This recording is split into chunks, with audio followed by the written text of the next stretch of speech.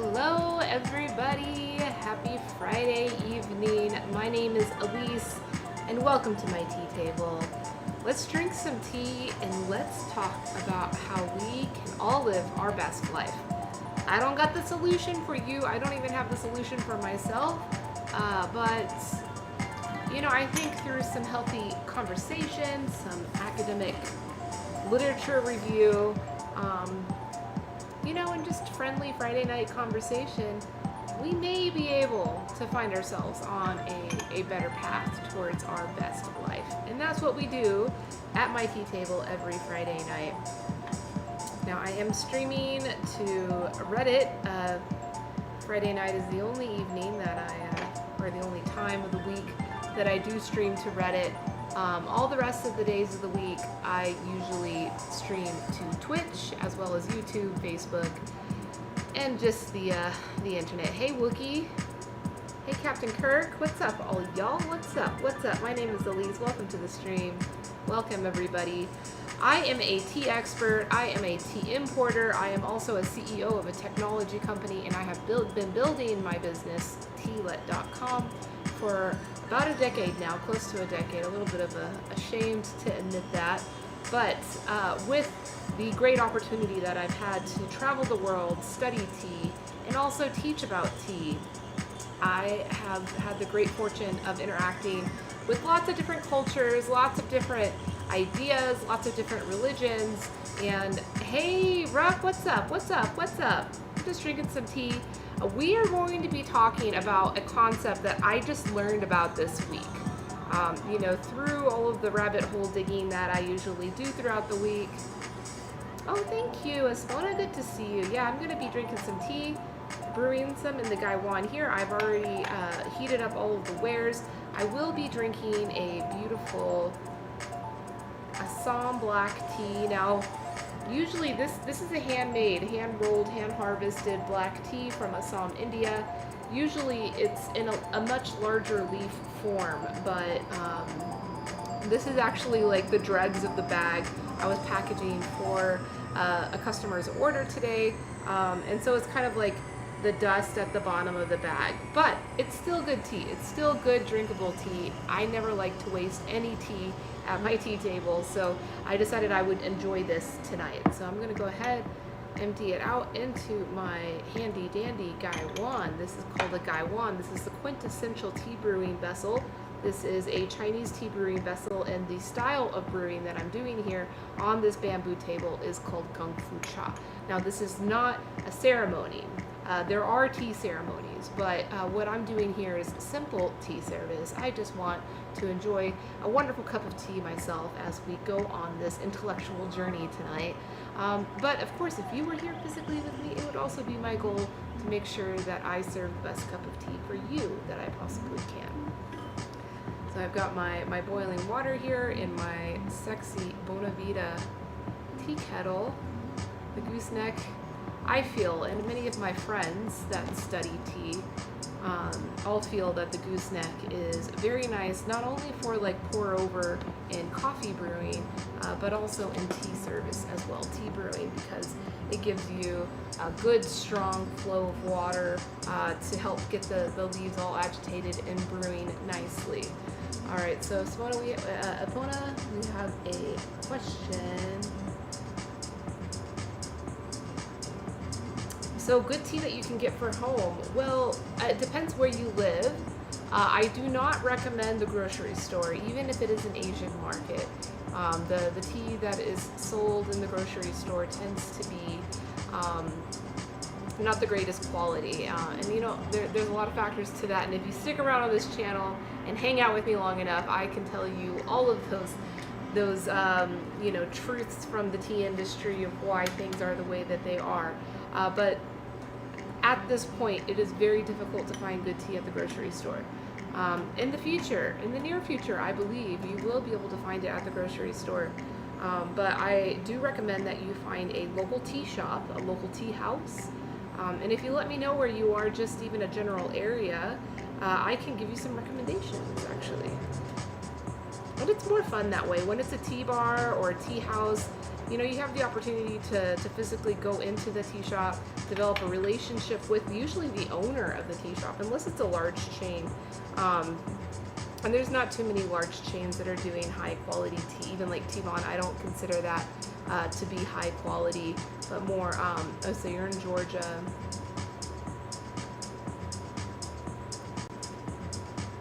Yeah. If you go to like, so you're going to a tea cafe in Georgia. If you're in Atlanta, there's a couple of nice tea shops there. Actually, just last week, I was here in Las Vegas for the World Tea Expo. I was live streaming that, and I met with a woman who owns a tea shop there in Atlanta called Urban Tea Party. So that's just one example, but there's lots of them. But I'd recommend that you try to find.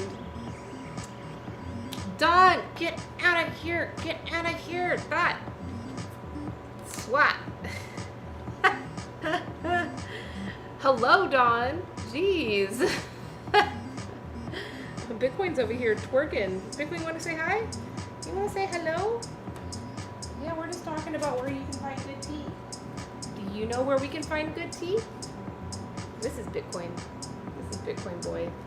He's a sweet boy. He's a sweet pup. Yeah. No, we're not talking about that. We are not talking about that. We are going to be talking about culture today. And specifically, like, not just like general conversation around culture, but like around how like us as individuals, right? Because we can only control the things that we do and say and behave and influence. If understanding the culture around us and the concept of looseness and tightness. So I guess that's where you thought, your comment was applicable, but no, like, it's kind of like cultural we're going to get more into it, but it's like cultural identities, and for you to feel some kind of solidarity or some kind of inclusivity with that culture, there's this concept of looseness and tightness. So like a loose culture would not be so strict about having to participate or behave in a certain way in order to identify with that culture. Well, a tight culture would require strict adherence to the cultural norms. And you can initially and even at the end of this conversation have a judgment of whether one is better than the other.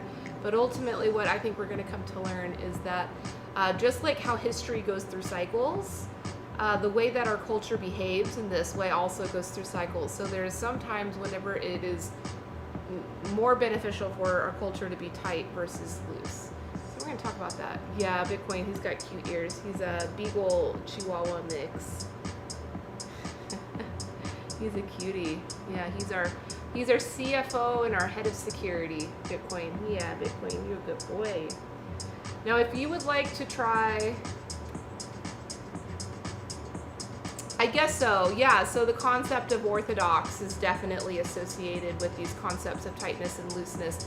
And even deeper than that, and we can get into that because I learned another word this week. I learned a lot of stuff this week, and I'm just like really excited to like dive deeper into it and share all of that learning with you all. But the concept of orthodoxy and orthopraxy. Yeah, it's dark. You know why? Because it's an Assam tea, and it's like, it's broken. It was like the dregs from the bag. This is the hand rolled Assam black tea. And it's just the dregs. This is after it's been brewed. It's all broken up. But I tell you what, I usually have a little placard here, but I changed my setup so I don't have it. So I'm going to put it in the comments here. I actually have a retail website, and I recommend you go check it out. I have the link there. I just put it in chat. You can see it. Go check that out. You can see the teas that we have there. And, not saying that you need to buy teas from my website. I don't care. Most of my business is wholesale. That's actually where I put my effort into marketing and trying to do sales. Right now, this is just community engagement, it's education around tea. But please go to this website. You could choose to buy or not. But like just getting an example of how like terroir tea is laid out, tea that's coming from single origins. So like this backdrop here is like different origins that and the different people. Yeah, tea and its people. I like that. I like that name because it's like kind of provocative. It's kind of like gets you thinking. It's like, what? Are we gonna drink the people too, or wait? Don't get it. How does tea have people? But tea does have people. When you start really studying tea and really getting into it, oh, thank you. When you really start getting into tea, and you start making friends around tea, like that's when you know it's getting serious. You have tea friends all over the world, and you travel all over the world to meet them. In fact, I just booked a ticket last night. I'm so excited. I booked a ticket to Copenhagen, where I will be visiting several different tea friends throughout Denmark, Germany, and Belgium. So really looking forward to that. That'll be in a few months. I will be IRL streaming. I will be streaming from the road, or from where I am. So if you are interested in that kind of activity, come to our tea channel. It's on Twitch. Here, I'll put the link here too. But that's just tealet.tv. And yeah, we have a lot of fun there. Yeah, and make a cup of tea. Let's have some tea together. Let's have some fun. Let's talk about cultural looseness and tightness. Like, woo! All right. Oh, I was telling you about this new word, orthopraxy, that I learned about. So you have orthodoxy, which is like solidarity and a common belief. Like, the common belief, and that's how people associate with being part of their culture or part of the clique that they're a part of, is this orthodoxy, and like everybody believes the same thing. And they prove their identity into this culture through that common belief. But orthopraxy is like where that sense of identity and that sense of inclusivity comes from not what you believe, but what you do, like your actual behaviors. And I thought that was really interesting to differentiate between those two things. And I think I finally found the perfect. Oh, cheers, Dom. Cheers. You need to get new moonshine. I don't think I can sell you anymore. Sorry. I've been trying to explain to people, as like an online marketer, digital marketer, people are always asking me, like, why is Twitch so exciting? Or why is Reddit so exciting? Because Reddit is one of those channels that marketers have really had a hard time wrapping their head around and investing correctly into. And I say, and now the word, the orthopraxy is the word that, like, we've gotten to a point where we all know that everybody's like faking it online. Like when it comes to Instagram or Facebook, like you could just post a picture and like put the caption with the appropriate hashtags, and then it's done, and everybody can see your belief. Like, you have like printed your belief onto the internet for everybody to see. Oh, this is what they believe in, this is what they do. And that works only a certain way, a certain depth, and then you want more, and that's what a lot of marketers are saying now, especially about the younger generations, is that younger people can like see through the bullshit, and like they want more. They want to really see your authenticity, and that comes through seeing what you do, right? And you can't see what someone's doing through an image with some hashtags on it. So Reddit, in that example, like your success on Reddit is like associated with the amount of time you invest into contributing value into the community, or the amount of value you do contribute into the community. Are you commenting? Are you posting? And it's not just posting, like, are you commenting too? It's not, Reddit is not a platform that you can be successful just like constantly posting everything and then walking away from it. Like, you need to engage with it. You need to engage with the community for you to build that reputation. And Twitch is even more so that way, because you have a freaking camera in front of you for, 3-4 hours at a time. your community is going to see everything that you do. So anyway, orthopraxy. Orthopraxy. It's a cool word. Aw. What about pyramid schemes? Do you have some PTSD trauma around it? I kind of do. I'm not into pyramid schemes. I have a tea room, and I host events in my tea room. And I invite other entrepreneurs, other artists to come and create, make events, and like hang out in the tea room. And I had some like essential oil people. Oh, Dawn, you'll get a kick out of this. I had some women that wanted to do some essential oil like education sessions, and I was like, okay, cool, that'd be great. Like maybe we can, if they're food grade, maybe we can like flavor tea with essential oils, and we can, you know, more so than just trying to sell them. And we had a great event. It was good fun, and it was definitely a pyramid scheme. And when these ladies left, I felt so bad, you know, because like they're just trying. And anybody that's involved in a pyramid scheme, like you really just ultimately have to like understand where they're coming from. They've invested in this thing and they're trying it, even though they may be doing things that are exploitative. Like they're just trying, you know. And but these ladies were like, Elise, we really enjoyed your space. We really enjoyed this event. We really enjoyed, you know, bringing the tea together with our essential oils. We would love to cut you in. And I was like, oh, no. I'm not going to be involved in your thing. They're like, oh, no, like literally, you're not going to do anything. Like just the fact that you're kind of being this beacon for like new, what do they call that? Downflow, like new people to come in. Like, we'll just give you a cut. And I'm like, so you're telling me you're going to give me money for doing nothing?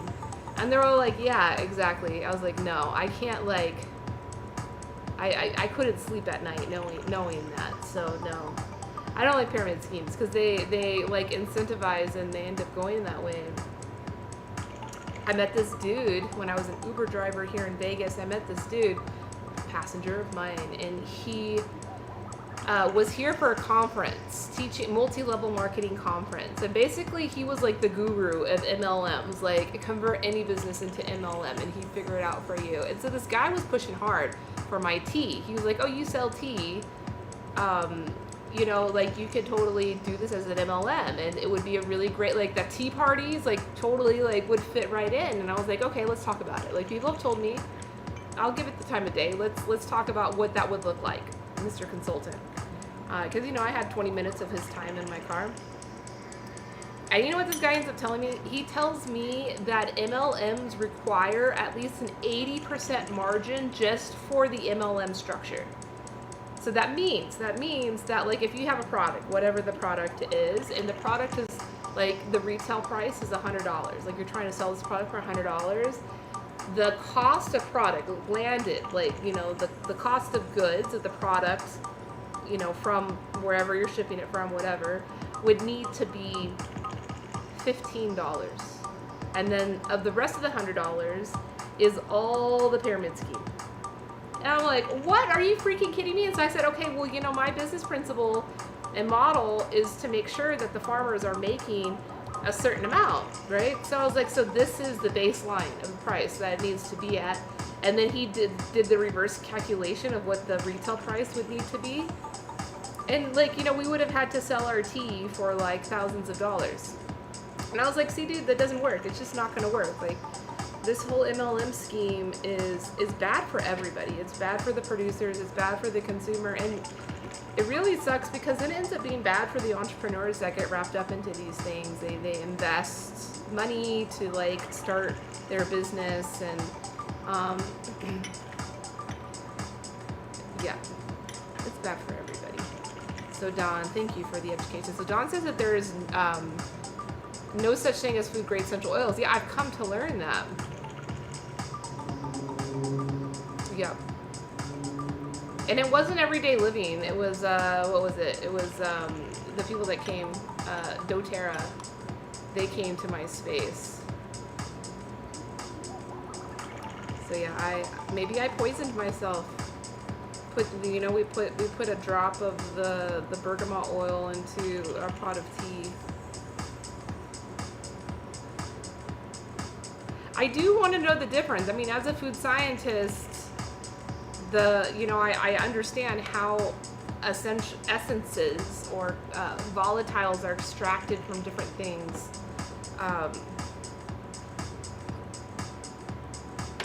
It's the same process. So that's what I never understood. Like, for essential oils, like the process is the same. Like, is the reason why it's not food grade because I didn't watch that documentary, or I didn't get to that episode, or maybe I did, because like I do remember a documentary where they were like outing like the wellness industry, and there were several episodes.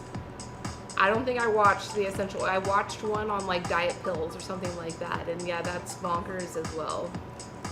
But yes, thank you. No pyramid schemes here. Swat that butt. Don. My friend, he gave this to me. I was like, oh, Don's gonna love this. He's gonna love my little thought swatter.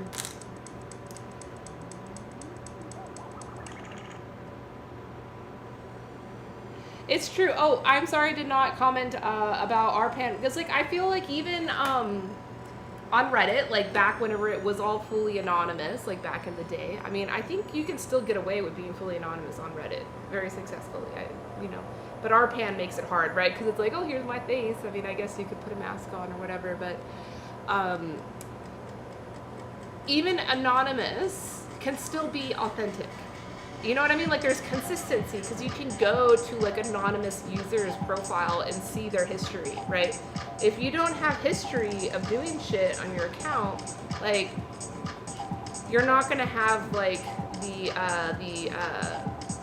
the clout, you know? And I guess you can come onto Reddit as a nobody and be heard. I guess that can happen. It's a lot harder, especially if you're like trying to promote information, not even just marketing, just trying to like get information that you created out. It's kind of hard. Like it's kind of built in that if you have like this cred, if you have these points and all of that it helps with your relevance in the distribution. TikTok is kind of the opposite. Like there's people that go into TikTok and like their first post is already 1 million views, and then after that it drops to nothing, But you're right. Our pan has definitely eliminated that anonymous nature, but not for everybody. You like Lady Grey? Cool. So it's like, that's the creamy one, right? That's like the creamy Earl Grey. Or does it have like vanilla? Or does it have lavender? I don't know. I've seen different versions of Lady Grey, I think. But it's like kind of bringing the feminine nature into the Earl Grey, which is typically a black tea that's flavored with a bergamot essence. Oh, much hug. Bitcoin, someone give us a hug. Let's give him a hug. Let's give him a hug. Come here, buddy. Oh, Bitcoin's hot. He's like, I'm hot. It's hot in Vegas. I'm in Las Vegas, Nevada. Give him a hug. Give him a hug. They deserve a hug. They deserve a hug. I'll give him a hug for you. Oh, baby boy. Baby boy. Oh, Rose, Dawn. Maybe that's just one version, because I've seen like Lady Grey have like other essences, but ultimately it's feminine. Whatever that means. Feminine. Yeah. Thank you for being here. Thank you for the hugs.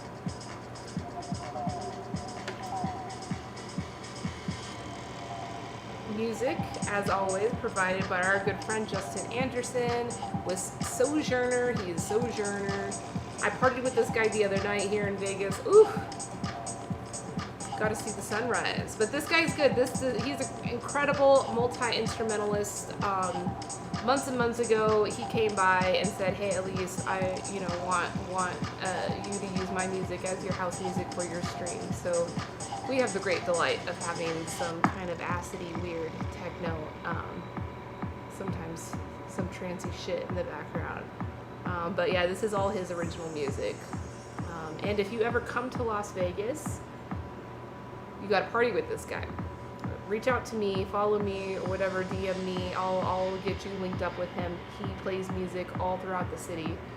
He especially plays every Saturday night at a place called a Rebar, and that's here in the Arts District, um, the new hip downtown part of Las Vegas, not Fremont Street. Everybody thinks of Fremont Street. That is downtown, but downtown is actually a very large area, and the Arts District is like Main Street. Oh, it's Lemon. Oh, Don, you're just trying to fuck with me. Now I just gotta look it up. Now I gotta look it up.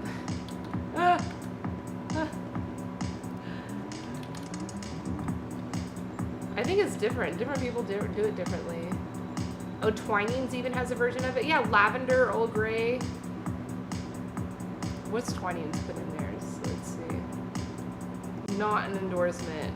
Whatever, you can choose for yourself.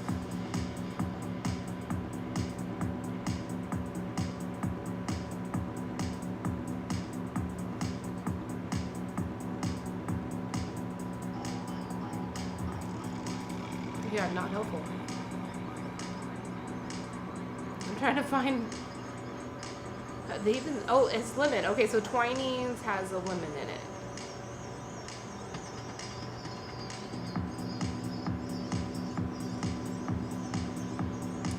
It is Twinings.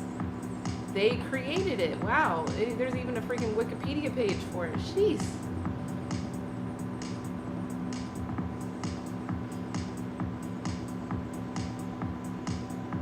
Story. In the early 1990s, and named after Mary Elizabeth Grey, the wife of Charles Grey, second Earl Grey, to appeal to the Nordic market, which found Earl Grey tea too strong in flavor. Oh, so it's toned down. The lemon peel and the orange peel tone it down. Because yeah, bergamot's pretty intense oil. But I feel like I've seen this at like other tea shops. But I'm the worst person to be educating about a tea such as Lady Grey, because I do not work with flavored teas. I don't do it. We only work with pure, unadulterated, single origin, single terroir teas. I think the only flavored tea that we work with is a tea called Milk Oolong, which comes from Taiwan. The cultivar that's used in that tea, Jinchuan, is naturally having some like milky character to it, milky aroma to it, but so subtle, so subtle. But the North American market really likes intense, sexy aromas in teas. Because of like the Earl Grey and the Lapsang Souchong, like those teas that have very strong aromas, strong characters to them. So now Milk Oolong, if you see Milk Oolong at a coffee shop or a tea shop, more than likely it is flavored. If it is unflavored, they usually don't call it Milk Oolong. They'll usually just call it Jinchuan, its cultivar name. But another way you can tell if something's flavored, like with perfume, is if like the aroma is just too much. If it's like just too good to be true. If it just knocks you off your, like you remember Tivana, you'd walk into that place and they'd like pull the tin and they'd whip it to you, the aroma from the tin, and it was just like, wow. It was like there are very few teas that like really naturally, have that kind of strong essence to them. They exist. Dansang Oolongs from Phoenix Mountain area in Guangdong, China, those teas can oftentimes have very, very intense aromas. Oh, Nick, get out of here with that Tivana love shit. Nuh-uh. Bitcoin, what do you say? What do you say to Nick? Nick says he loves Tivana. What's that? Who's that? What do you think about that? Huh? Who's that? Who's that? Yeah, you tell him. Who's that?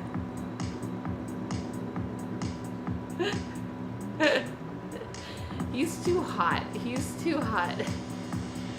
Bitcoin is too hot to like give a shit and to yell at you, Nick. So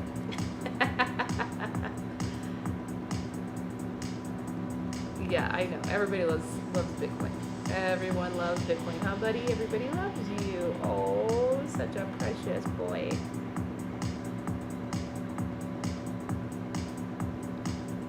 Nick, welcome to the stream. I'm just drinking some wonderful Kanoka Assam hand-rolled black tea. Now it's really intense in color, and the reason why is because I'm just using like the dregs of the bag. I packed an order for a client, so it's like really broken. It's really broken up, but it's still good. You know, they say like tea bags has like the dust in it, like the floor droppings. It's true. You know, like there is dust, just like with the dregs of this bag that's kind of broken up and dusty. That's what you would put into a tea bag. Yeah, man. That's what you put into a tea bag, just for, you know, the ease. The machines that they use to fill those little tiny tea bags, they will break the leaf into tiny little pieces. So you're gonna put the dust in anyway. But if the tea is good, it is the dust from a good tea. If you make tea from the dust, it's gonna be a good tea to drink. But in most of the like commodity tea factories in India, or I mean even in China, there's factories where quality is not their top priority. Quantity is their top priority. So yeah, the dust that's coming from those factories is not gonna be very good. All right, yeah, let's get into it, Nick. Thank you for bringing that up. It's time to talk about the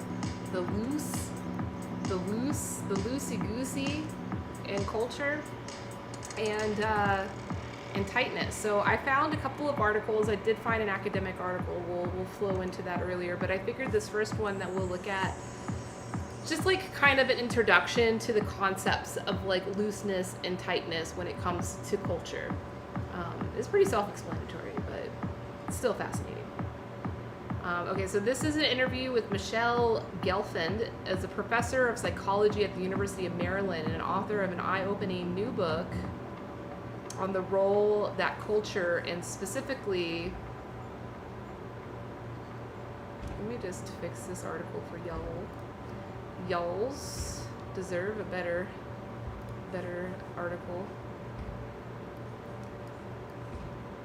There we go, that's better. How strictly different cultures enforce norms that play into our lives. Norms guide people's behavior at all levels of social organization, from families to companies to entire nations, and life can look quite different when a culture's enforcement of those norms is tight or loose. So, I mean, if you made some kind of slut-shaming joke when you saw loose or tight on my title, you were right. You know what I mean? Like that's what it is. So if you're loose, that means, you know, you're not prioritizing being a part of those norms. While if you're tight, you are. And that affects us as individuals. Like, yes, we're talking about culture as a whole, but like if we're trying to do things differently than our neighbors, we're going to face a lot of adversity. And I'm not trying to say that adversity is correct.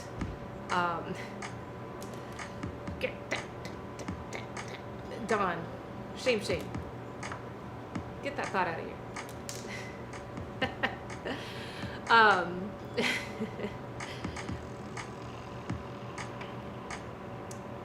Yeah, let's get into it. This is an interview. The man interviewing Dave. Dave says, let's start with the basics. What are tight and loose cultures, and why does it matter? Michelle Gelfand says, culture is a really important puzzle. It's omnipresent and affects us from the moment we wake up to the moment we go to sleep, but it's largely invisible. We rarely recognize how powerful it is. One of the most important aspects of culture that we take for granted is our social norms. We follow norms constantly, and we rarely recognize how much we need norms. Social norms are the glue that keep us together.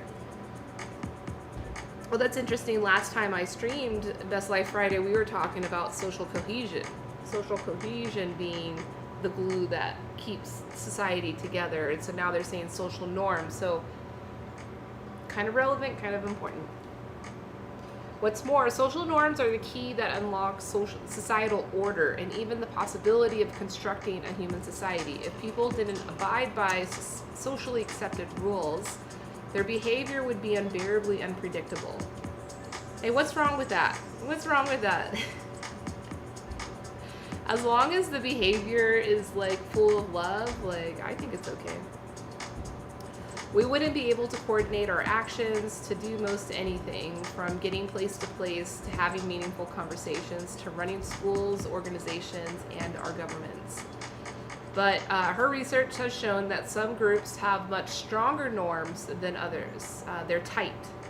Others have much weaker norms and they're loose. Of course, all cultures have areas in which they are tight and loose, but cultures vary in the degree in which they emphasize norms and compliance with them. Since she got her PhD in cross-cultural psychology, she's been studying tight, loose cultures in over 100 groups and has discovered that this distinction can help us understand differences across nations, states, organizations, and social classes, or even your own households. It's what is called a fractal pattern of cultures. Oh, I like this. We're getting hippie here. Remarkably, tight, loose has a very similar pattern in terms of its antecedents and consequences across different levels. Tight, loose also causes a lot of conflict, but once we understand its logic, we cultivate greater cultural empathy and manage our divides more constructively. So that's what I meant to say. That's what I meant to say is it relevant for us to understand ourselves within the culture we're around, because like I don't think it means that like, oh, I'm around a bunch of tight ass people that I need to be tight with. No, that's not the answer. It's just like I'm around a bunch of tight people that value tightness. And so if I want to inspire change, if I want to motivate change, there's some emotional intelligence involved there to be effective in doing that. Surrounded by a bunch of tight asses, yeah. On Bitcoin, they don't share any treats with you. Not one. He's not interested. He's not interested.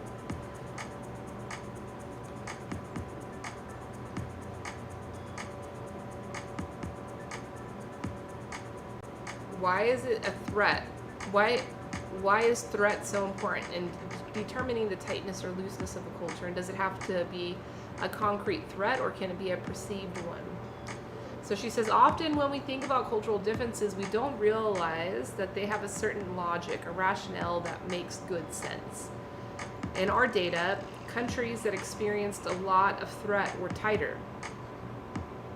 Some nations experience a lot of threat, whether it's a high level of natural disasters, famine, and resource scarcity, or whether it comes from the constant threat of invasion from one's neighbors or from a high level of population density on one's soil that can create chaos. The example is compare Singapore with about 20,000 people per square mile to New Zealand that has about 50 people per square mile. Are you serious? 50 people per square mile versus 20,000. Whew. It makes sense. Cultures that have a threat need rules to coordinate to survive. Think about how incredibly coordinated Japan is in response to natural disasters. But cultures that don't have a lot of threat can't afford to be a more permissive and loose, right? So that's, hey, Angel Aurelius, good to see ya. Cheers. Cheers, cheers. Welcome to the stream.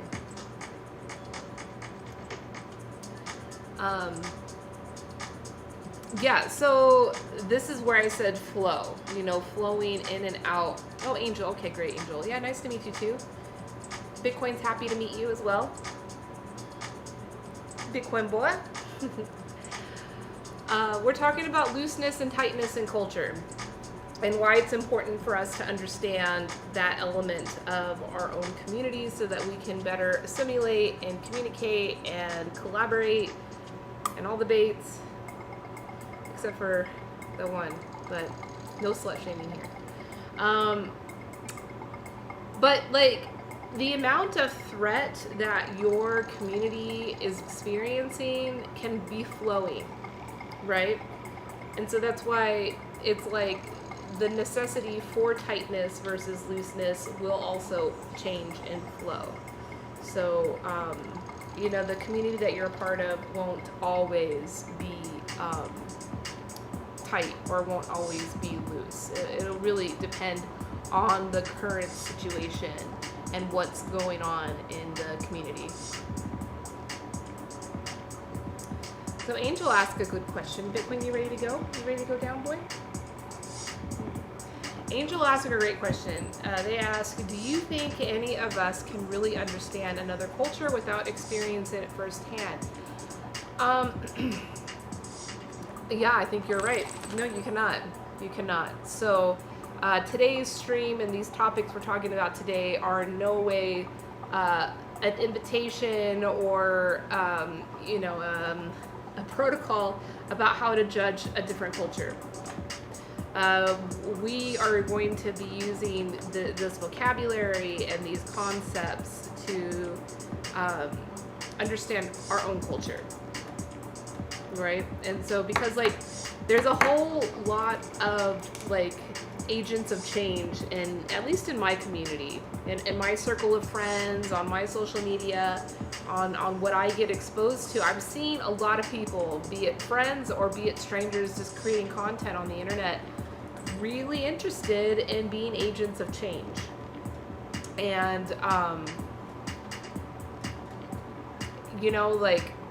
facing a lot of resistance, a lot of tension, a lot of resistance, and not the willingness to make that change.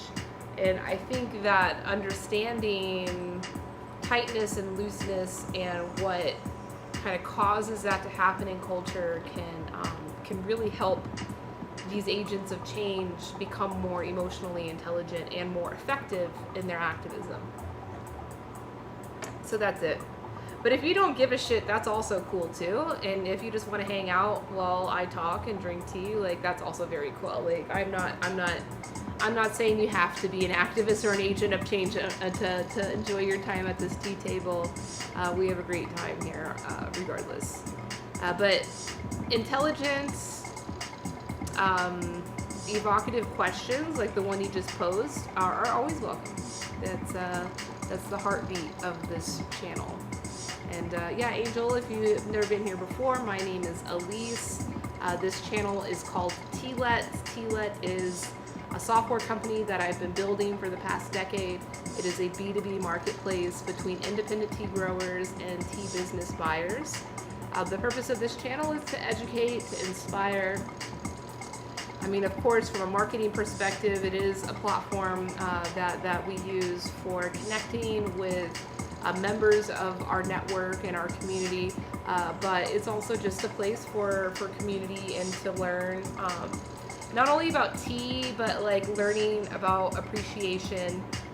In the case of this stream, which is what I do every Friday night, Best Life Fridays, is taking a deep academic dive into various topics that can help all of us as individuals find our own path for getting to the best of life. Hey, well, maybe you'll be there, man. Maybe you'll be there, Angel.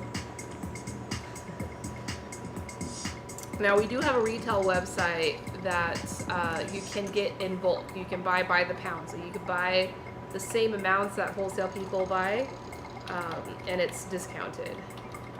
But every now and then we have a sale. And I've done it a few times before where we opened up wholesale pricing to everybody. So, stick around, follow us, join our network, join our community. I am based in Las Vegas, Nevada, so if you ever find yourself in Las Vegas, please come to my tea room, please come to my studio. We can drink some tea, have some fun, have some nice conversation, and get to learn more about the world together. So, Angel, thank you so much for being here. All right, so I think I'm going to skip this article because, we talked. I think this makes sense. Oh, here's an interesting example. So how do you nudge a culture, right? Talking about agents of change. Cool, just go to that website and check it out because that has videos and stories of all the farmers. So if you just want to learn about tea, you can go there. Don't worry, I'm not here trying to sell to you. Just here to inspire and educate. How do you nudge a culture? For example, you've written about United Airlines maybe being too tight and not allowing their employees enough discretion. How do you nudge them towards looseness? Right? This is valuable to know. Great nudges start with a cultural audit. First and foremost, we need to analyze where an organization is in terms of the strength of its social norms, as we talk about in a recent Harvard Business Review article. But then we can negotiate the level of norm strength. For example, some organizations like United may indeed operate best under tight conditions, but these companies' leaders need to know that when and how to give employees more discretion, for example, in non-safety domains. At the same time, some organizations, such as Tesla, would benefit from knowing when and how to insert stronger norms into their daily practices. When already loose organizations insert some tight features into their daily operations, I call this structured looseness. On the flip side, steering a tight organizational culture into a looser state is what I refer to as a flexible tightness. Interesting. All right, so let's get to the research study. I found this article and I thought it was fascinating. Bitcoin, what are you doing, boy? You sit in that corner over there, you weirdo?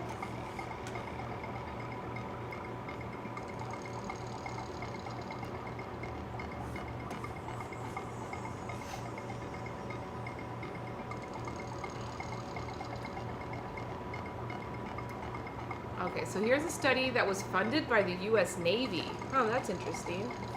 And it's titled The Relationship Between Cultural Tightness or Looseness and COVID-19 Cases and Deaths. Okay, so like this will be a really great relevant example.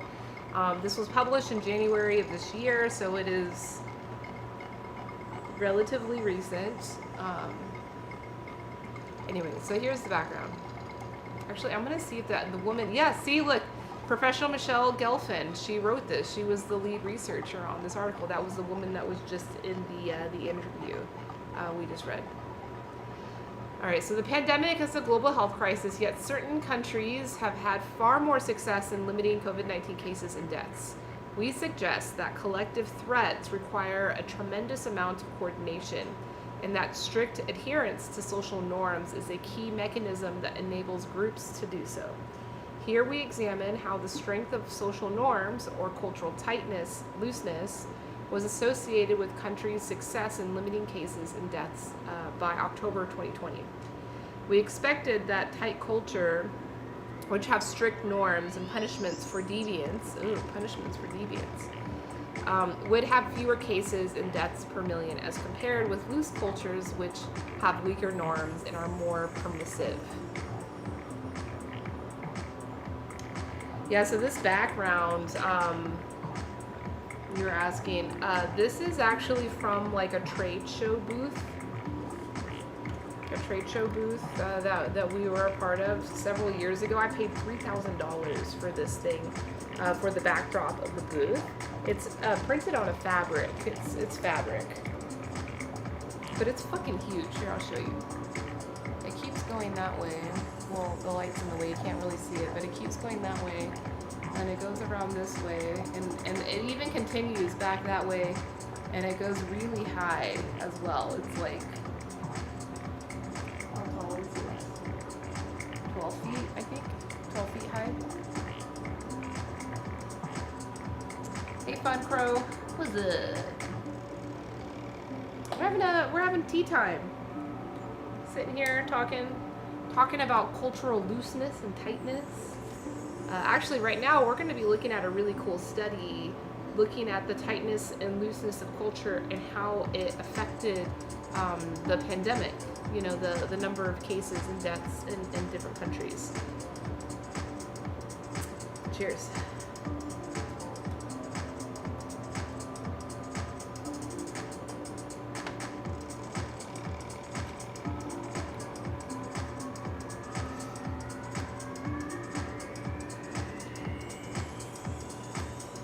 How are you doing tonight? Hope you're well. It's Friday, it's the weekend, it's hot as fuck, but it's still the weekend. It's so hot. I stream out of my warehouse, which does not have central AC. So, yeah, it's a struggle. It's a struggle. but surprisingly not as bad as it could be.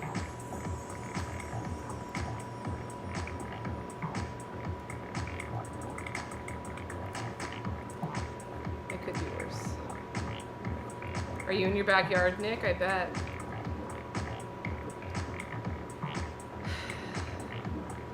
Yeah, I was here yesterday working all day on the computer, and I was just like sweating balls.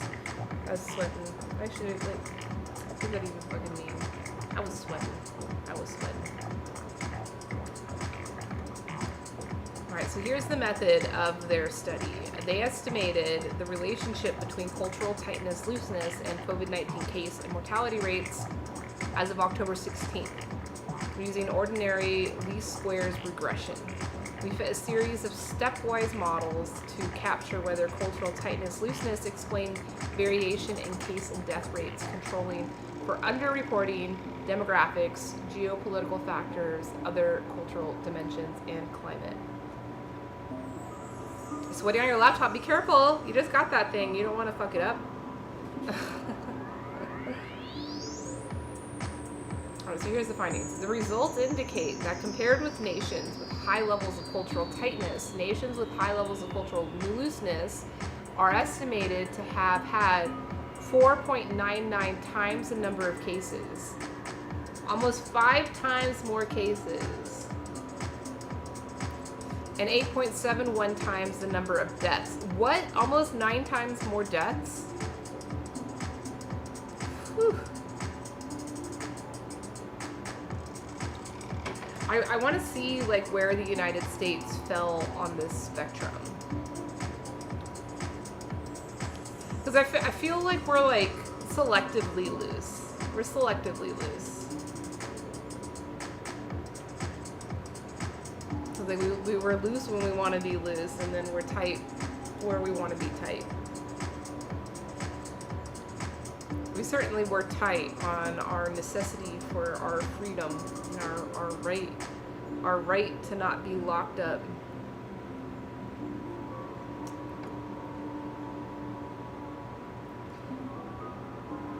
A formal evolutionary game theoretic model suggested that tight groups cooperate much faster under threat and have higher survival rates than loose groups. The results suggest that tightening social norms might confer an evolutionary advantage in times of collective threat. And that's interesting. So it's about speed. And I was like reading this other report. There's this other really fascinating collection, like academic collections of stories from the 1920 pandemic, where they took data from 50 major cities in the United States, compared their case and death numbers, and then layered on top of it a bunch of kind of sociology data about like what was the cultural situation in each of those cities, and found that the biggest differentiator of like how a city reacted to the pandemic or the severity of the pandemic there was the speed in which they closed their schools.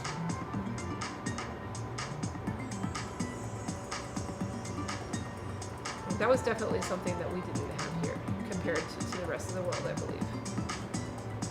And it's weird. So does that mean that because the United States before the pandemic didn't really have a concept of threat?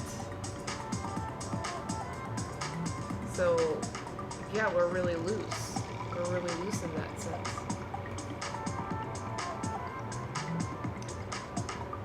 Nations that are tight and abide by strict norms have had more success than those that are looser as of October 2020. New interventions are needed to help countries tighten social norms as they continue to battle COVID-19 and other collective threats. Well, I don't know how that's going to happen now because everybody's fucking tired of this pandemic by now. Honestly. Like, I was seeing someone talking, saying that, like, they understand it's a threat. They don't invalidate the threat, but they just don't care. And I think that might be where we've gone. Like some level of like apathy versus denial. Like before it was denial. If someone was not taking it seriously, they didn't think it was serious enough to affect them or to affect their community. But now at this point, most people have had it directly affect them, either through losing someone or someone close to them getting ill or they getting ill. But they just don't care now at this point. Like there's some level of apathy that's happened.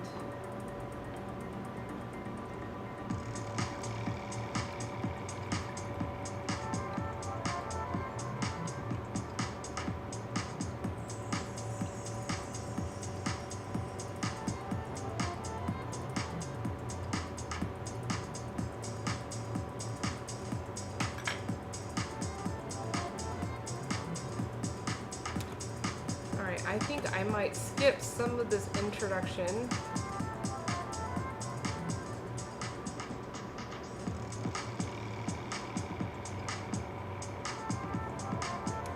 Certain countries have far more success than others in slowing the rate. Singapore and Taiwan effectively contained the virus. Although it didn't Taiwan, this was published, this was written in October. It was published in January. But I believe Taiwan ended up having a pretty big spike after this. The difference between countries and their ability to limit cases and deaths might be linked to cultural variation in the strength of social norms. Psychology has long recognized the power of social norms, implicit or explicit rules that constrain behavior or coordinating action. Yet countries around the globe vary widely in their adherence to social norms. In earlier research, we showed that tighter cultures such as China, Singapore, and South Korea have stricter rules and punishments for deviance, whereas looser cultures such as Brazil, Spain, and the US have weaker norms and are much more permissive. Tight cultures have a lot of order, i.e. less crime and more coordination and self-control. Loose cultures have less order and coordination, but have more openness, i.e. more tolerance and creativity. Variation in tightness, looseness is tied to cultures' histories of social and ecological threats.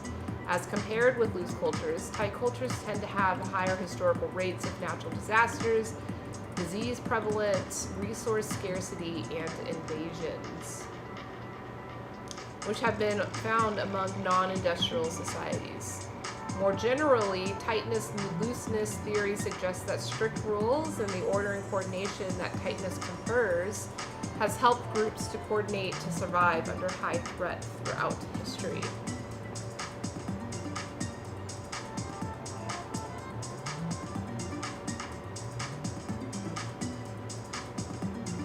All right, so we look at these here, this listed here as like the main threats that affect the tightness and looseness of a culture. Natural disasters, disease prevalence, resource scarcity, and invasions.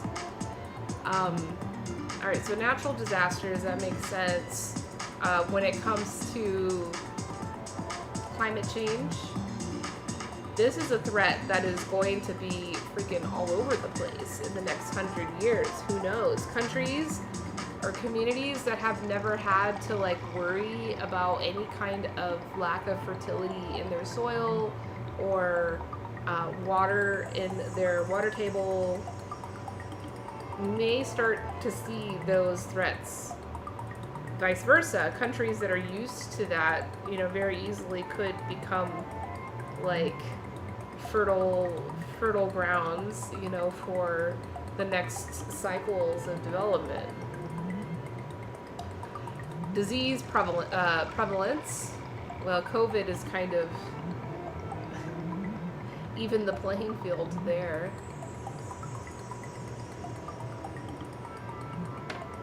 So that's interesting. Resource scarcity. Okay, so this is the one I think that's interesting and relevant and going to become even more relevant in the next 1 to 2 years, because I think that that's probably the threat on this list that 5 years ago, if you would have asked any United States representative or executive or anybody in the United States, really, if they felt that resource scarcity was ever going to be an issue or a threat for us, no way.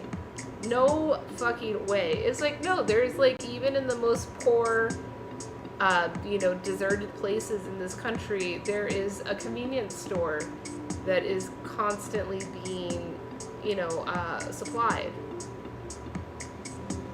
Resource will never be an issue. We've got that on lock. Consumerism is our game.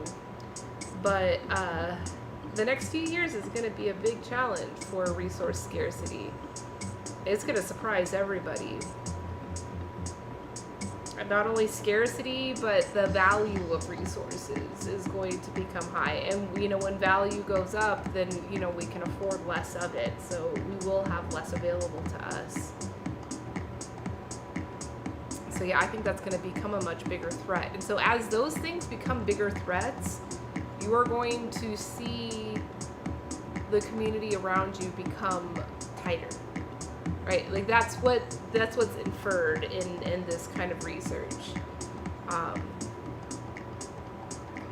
It'd be interesting to have a conversation with this woman that's like dedicated her entire career to studying this concept and these trends. Because I would like to ask her, what is your forecast? Because being someone that works in supply chain, like I am seeing these scarcity problems. As we speak, there is scarcity. There are certain teas I don't have right now because I just can't have them. They're not available to be had because of our supply chain. And there's other teas that cost twice as much.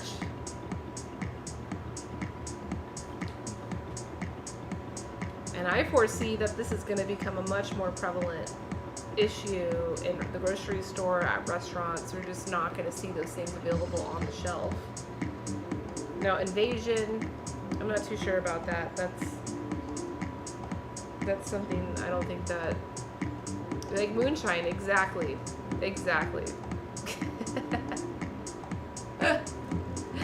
You're funny.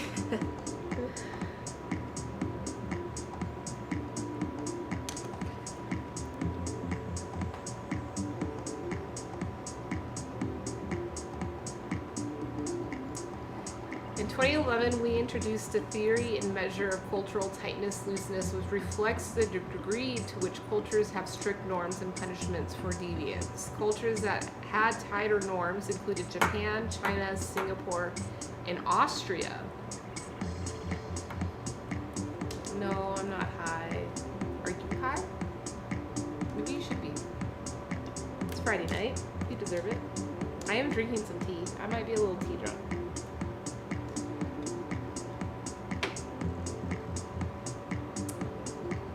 Cultures that had tighter, let's see, looser norms was Italy, Spain, Brazil, and the U.S. In this study, we found that variation in tightness, looseness is related to cultures' histories of social and ecological threat. As compared with loose cultures, tight cultures generally have higher historical rates of natural disasters.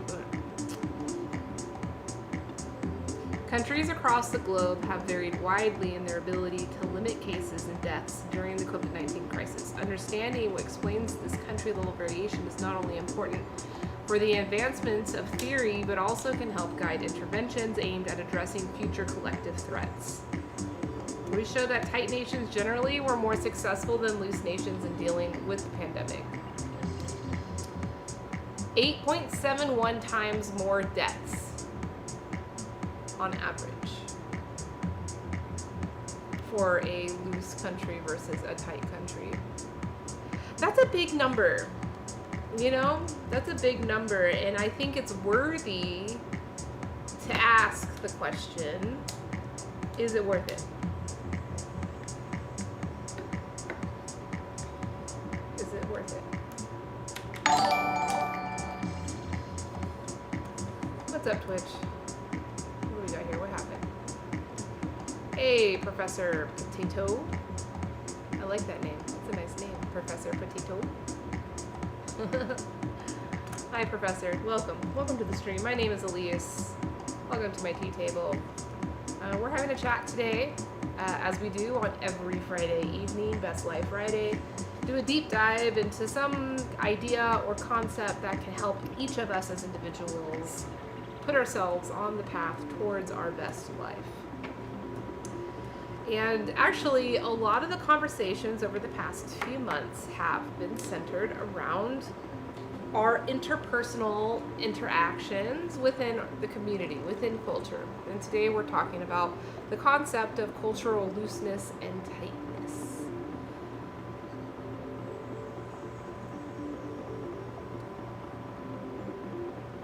There's a really great group, and actually I'll pull it up right now. Why the heck not? Let's do that. I'm done talking about this article. I get it. 8 times more people. Oh, this is interesting though. Hold on. There's something interesting here. I'm not going to read any more from this because I feel like it's done. We've read what we needed to read. Almost 8 times more deaths in a loose country than in a tight country. I am vaccinated. That was a hard thing. That was a hard thing to decide. I'll talk about it. It was a hard thing to decide because I did not want to be vaccinated. I did not.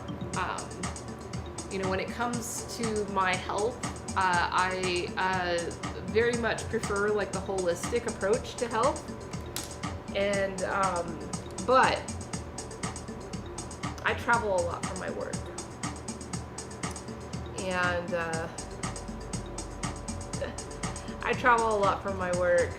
and the vaccine was necessary for me to travel. I was supposed to go to India, and before India had their, big outbreak or their most recent spike, they were starting to allow vaccinated people in with no quarantine. So I got the vaccine for that reason. But then I had to fucking cancel my trip because they had their big outbreak or their big surge. And I had to cancel my trip. And I'm like, fuck, I got this vaccine for no reason. But, now I'm traveling to other places, and so it is convenient. And I'm grateful that I did it.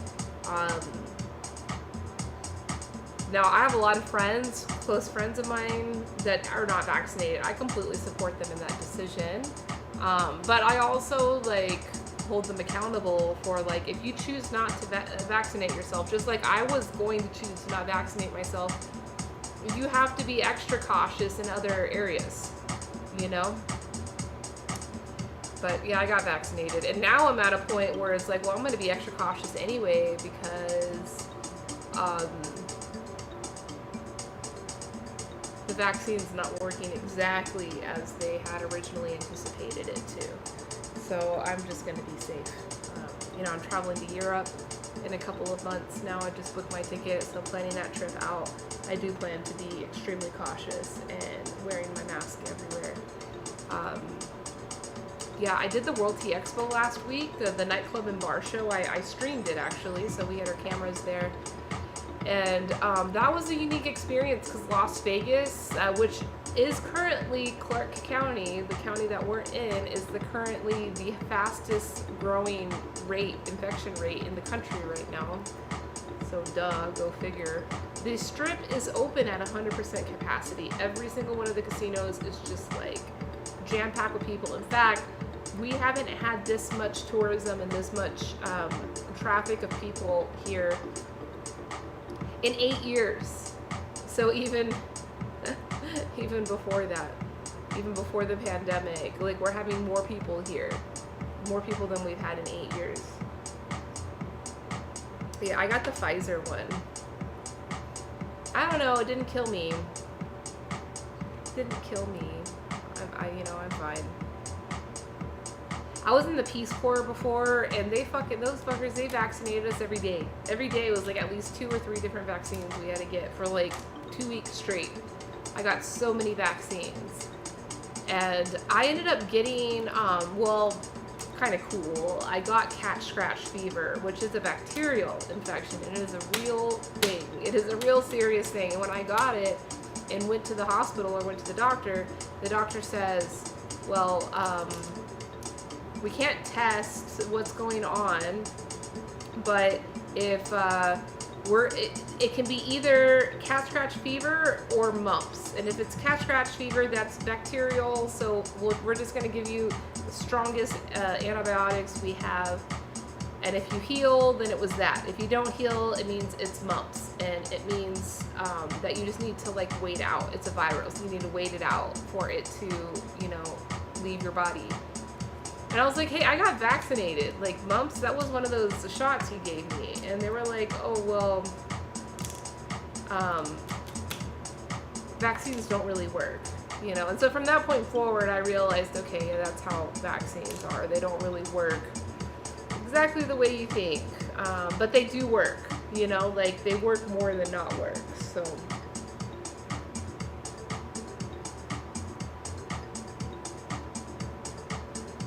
Yeah, it is a new, different vaccine. But our mRNA is not DNA altering.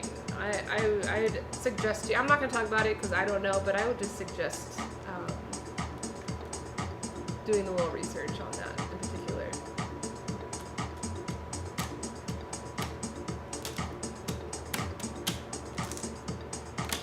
Alright, so let's look at this chart. Hey, Professor Potato, you're funny. I like you. Ah, nice cup of warm flavonoids and terpenes, aka tea. Cheers. Cheers to those terps.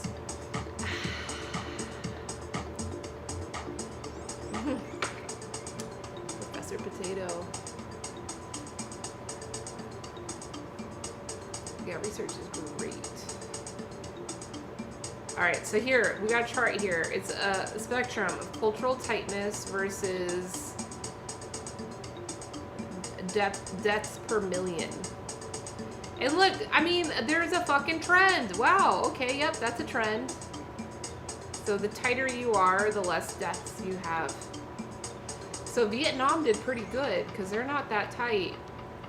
And they had a lot of less deaths. They're kind of like in the middle here.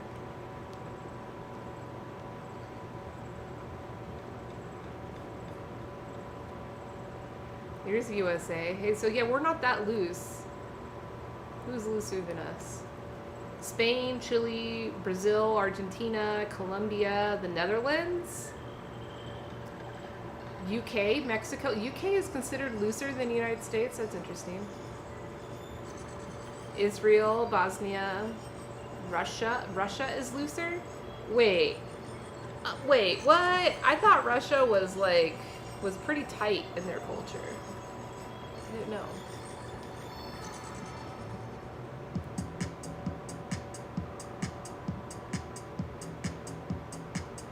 Ghana didn't do too good though. I love Ghana. Ghana's my favorite country in Africa. I love it there. Oh, yeah, you can't see that. Sorry, everyone.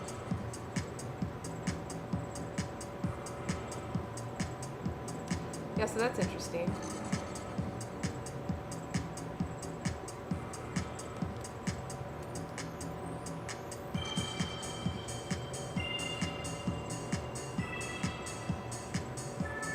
What is a loose culture? Okay, yeah, so a loose culture is one that is not very strict on cultural norms.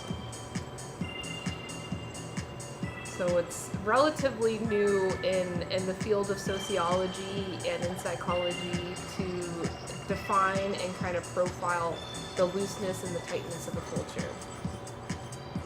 And some of the things that we've been looking at today have shown indicators of what would influence the looseness of a culture. So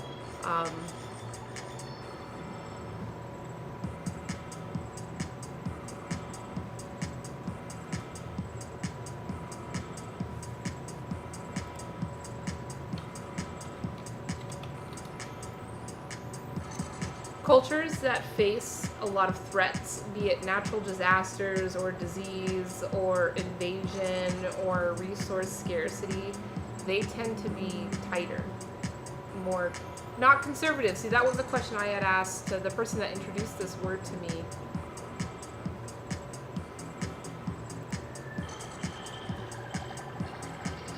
Yeah, I'm not too sure about that. Hyper. Have you seen it? High purple herby. Oh, you like the purple herby. I see. I don't know the answer to that question. Is that the purple? The purple herby? Is that the one? Is that the answer?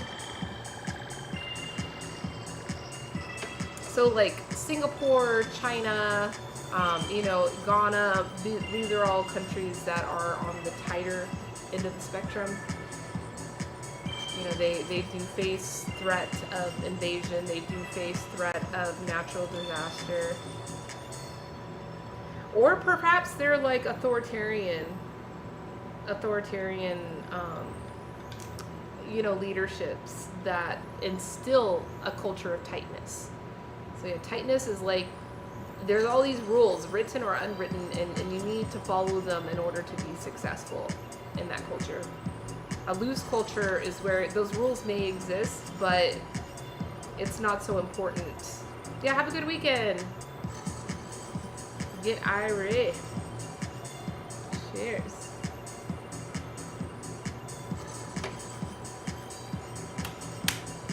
So then we were just looking at this study about how like the COVID response numbers, the COVID case and death numbers correlated with looseness and tightness of culture. Now, I don't know if we should get carried away, trying to suggest if like a culture needs to be tighter or looser in order to respond to something more successfully. But what I am suggesting, and what's important for us as individuals within the culture that we're a part of, within the community that we're a part of, is when we are aware of the looseness and the tightness of the community around us, we can be more emotionally intelligent as we make decisions about how we interact with that culture. Or if you are in a position of influence, if you are a politician, or if you are a leader, then you have to be aware of those things, and so, in the case of our own country in responding to COVID-19, understanding that the United States is a looser culture, leadership, if they wanted to take it seriously, obviously our leadership didn't want to take it seriously, but if our leadership did want to take it seriously, they would have had to put in that extra effort of saying, hey, this is a special case. This is a special case that, if we want to demonstrate our patriotism, we may need to become tighter, just in this case. How to do that, I don't know. But, that's where an individual's emotional intelligence would come in handy.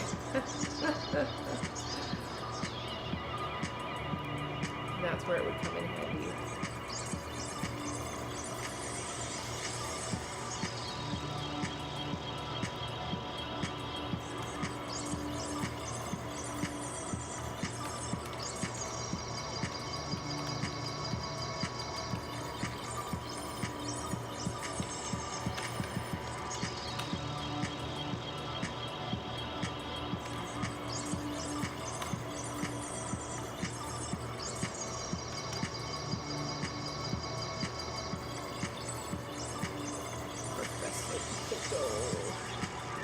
Reminds me of that meme.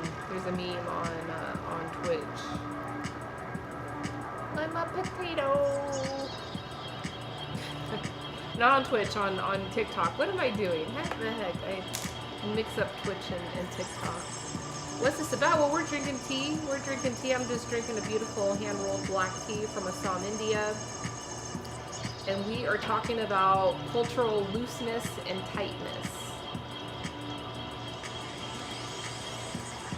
I was going to look something up just now. I completely lost track of my thought on that. Maybe I'll remember if I have it open.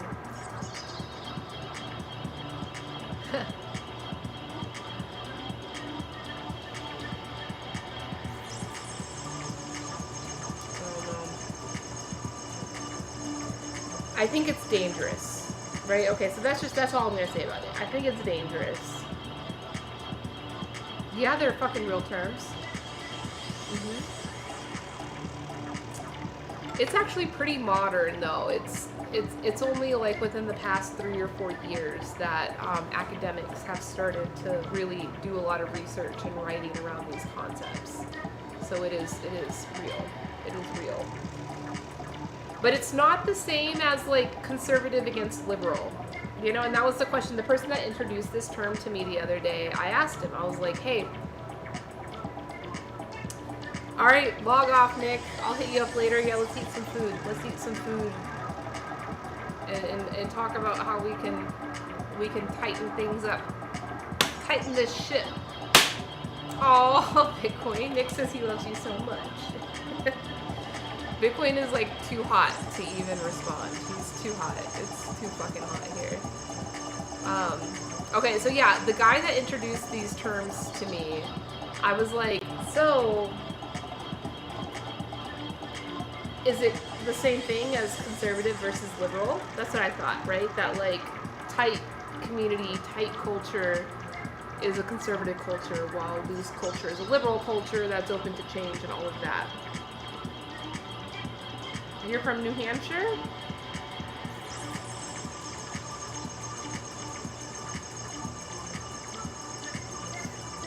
I don't know, what is our cause? My cause is, what are extreme examples? Okay, so, well, I'll give you the examples he told me to help me understand that, that tight does not mean conservative and loose does not mean liberal, right? Because I was like, oh, that makes sense. Is that what it means? He was like, yeah, I thought that too, but actually you can have a financially or politically conservative regime. I mean, I guess the example that he was using was like rednecks that are political conservatives in the United States. You know, it's like they're politically conservative, but then in their own lifestyles, they are very like open as far as like lifestyle is. There's not like these cultural norms that we have to, because obviously, like, I mean, even have that term white trash means they're outside of the cultural norm of like what white people should be doing or whatever, you know what I mean? So like that's one example, that extreme example of where there's a conflict of a conservative being in a loose culture. And then liberals can exist within a tight culture. So, you know, maybe like a liberal administration in Singapore. You know, like an administration that's, you know, implementing social programs and social change programs and empowering programs within a very tight culture where, you know, living and being an example within social norms is really important. So yes. So Japanese society versus Jamaican culture would be extremes of tight versus loose. Yes.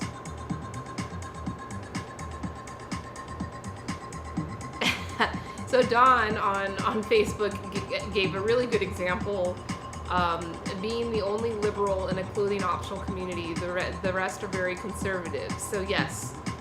Politically conservative people that live in clothing optional communities, yes, that's like one of those situations where they're living within a loose society, but then politically conservative. Yes, financially conservative, politically conservative, whatever.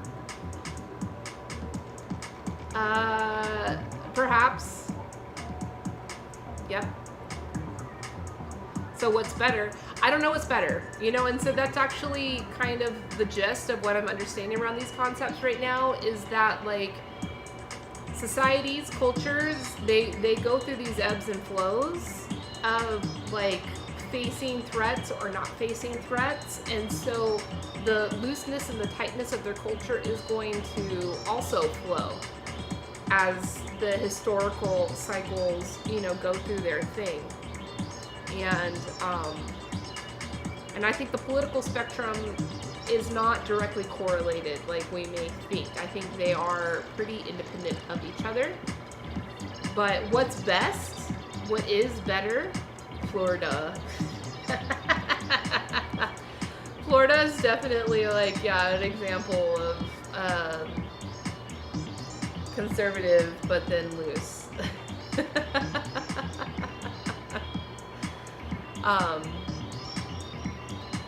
What's better and what's best is everyone having an awareness of these concepts. That's the only thing that's best, because what that's going to offer to us as individuals, to people that are leaders, to business owners, to anybody, to all of us, even if you think you're a nobody, your actions and your decisions affect the rest of your community, right? So the best thing is for all of us to be aware of the culture that we live in. You know, if you are making decisions and doing things as if you live within a loose culture, but you actually live in a tight culture, you're going to face a lot of adversity, right? And you may like end up exerting a lot of effort and energy that's futile in your efforts. And it doesn't even mean that you have to be an activist. It could just be your efforts of living and breathing and doing, you know? But being aware of the community that's around you and the way that they're going to respond to you. So like, let's say you are in a tight culture where abiding by social norms is really important for the success of your citizenship, you know, your interactivity with this civilization. But you're loose, like you're trying to introduce an alternative lifestyle. You're trying to introduce an alternative way of doing things. You're going to be far more successful if you have the emotional intelligence to know how to communicate and to you know, help inspire, you know, that kind of shifting to go on. Looseness, a lack of awareness? I don't think so. I don't think so at all. I don't think that there's a correlation there either. Looseness is just like, and in a loose society, there can be social norms. There can be well-defined social norms, but the difference is your adherence to those social norms isn't so important.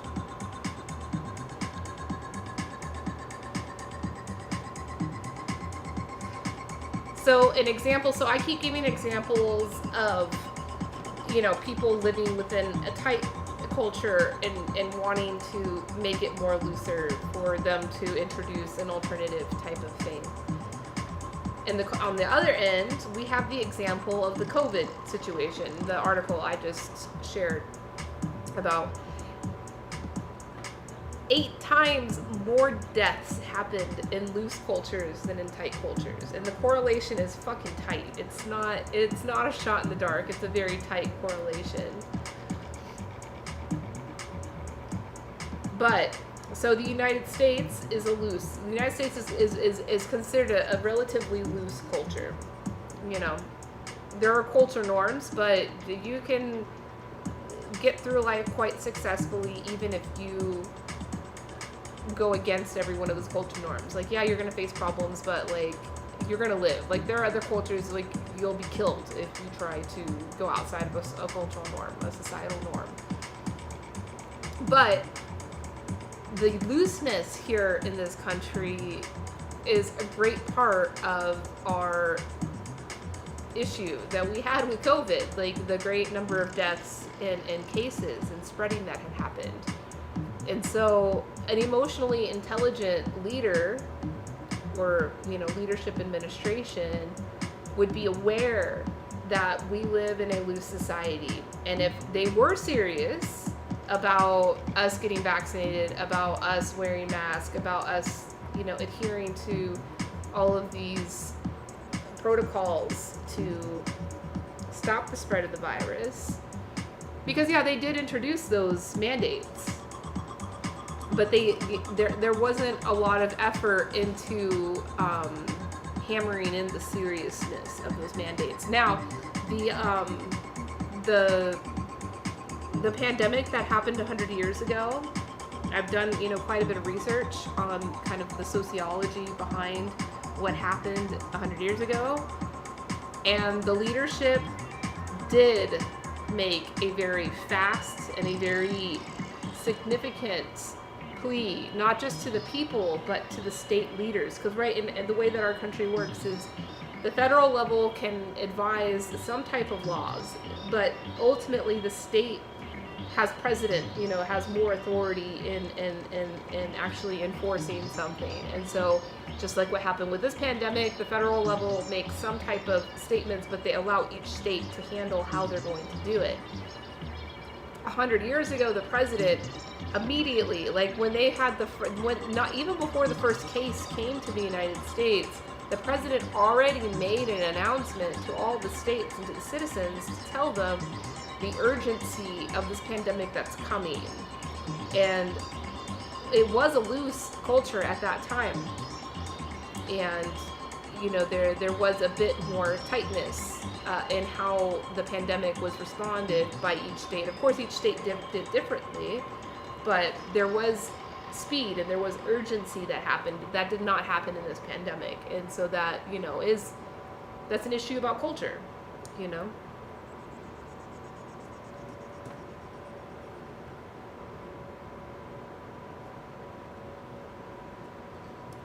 Yeah, well, government is a manifestation of culture. So, they go hand in hand. Yeah, culture clashes happen all the time. Pandemic.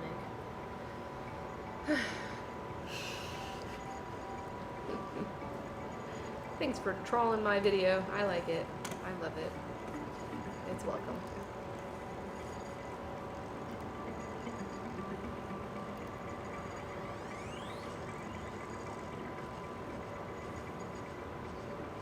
I just got an invitation to Istanbul. I've never been there before. That seems like a great place. Let's check the tightness of Istanbul. What is the cultural tightness of Turkey? I've never been to Turkey. I do love Turkish movies, though.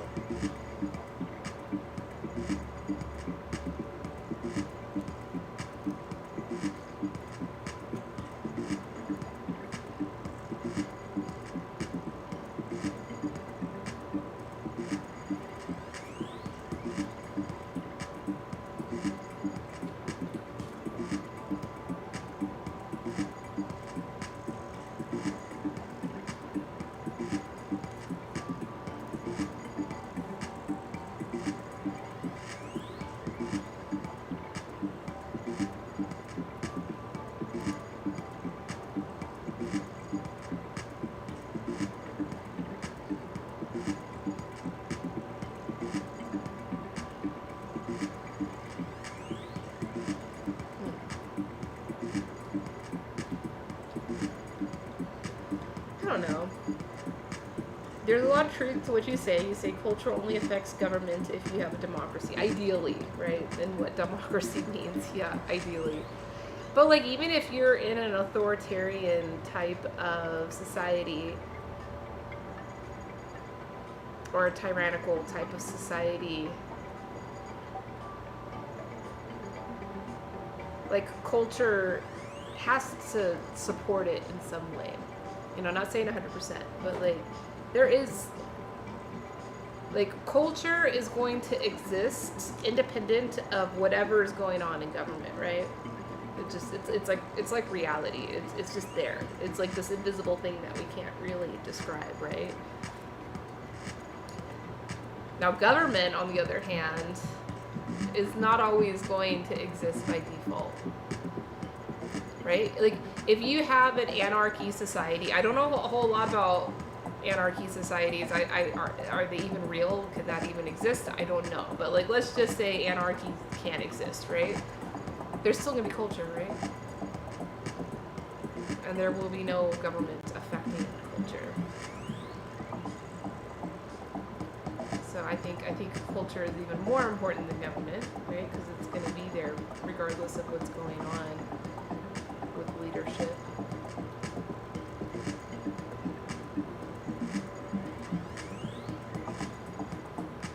Oh, look at this! I found a study. I found something in the International Journal of Human Sciences. The effects of tightness, looseness, and organizational culture on corporate entrepreneurship and firm performance. A regional study in Turkey.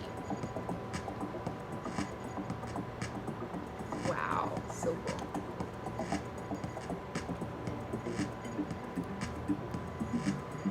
This is for y'alls. In this study, the tightness-looseness dimension, suggested as a cultural dimension of community, was examined at organizational level, introducing the tightness-looseness dimension to literature and identifying the effects of the dimension on corporate entrepreneurship activities and firm performance, which poses great importance for organizations, were the main purposes of this study. In the study, the correlations between dependent and independent variables were examined through the hypothesis suggested, and the consistency level of the model was analyzed through the structural equation modeling. It was concluded from the study that there was a significant positive correlation between the tightness-looseness level and corporate entrepreneurship and firm performance. Coefficients of corporate entrepreneurship, proactivity, innovational orientation, and coefficients of firm performance and coefficients concerning the profit, growth, and customer satisfaction seem to be statistically significant.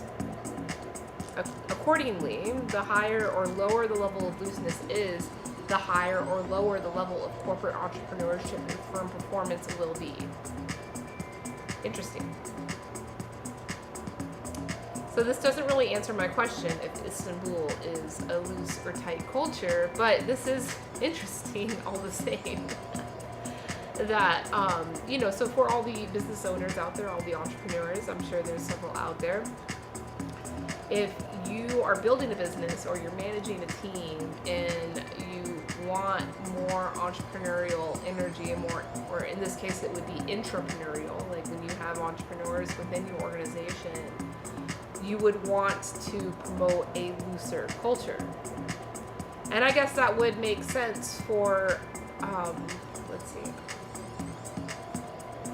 if there's like a graph. I would like to see, like in that other study, there was a graph of like, maybe we'll just use that graph.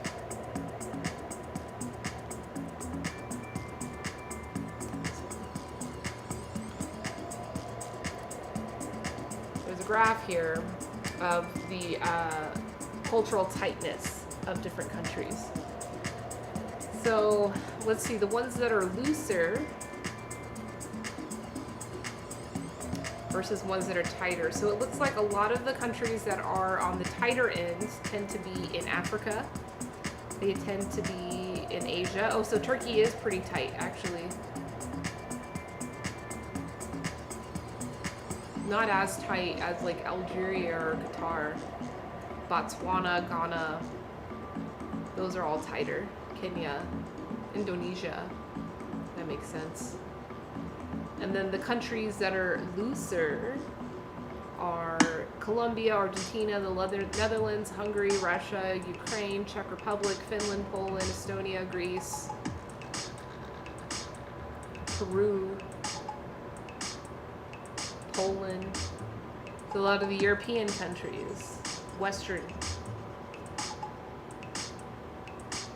which tend to also be more entrepreneurial, right? Like as countries, like your ability to start a business and to like start something up and do something are a lot higher in the looser countries. And that makes sense.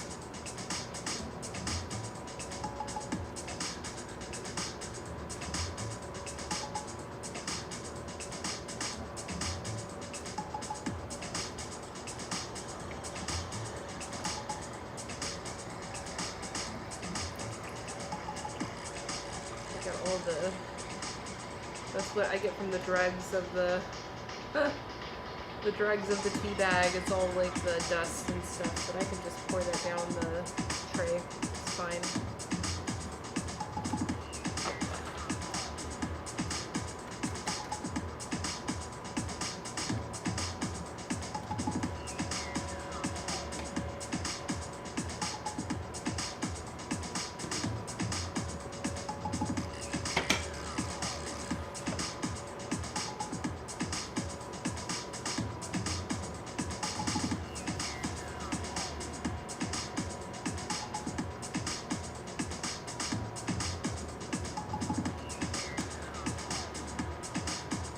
curious to find like the loosest.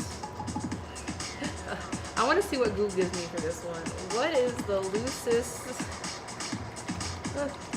country in Africa?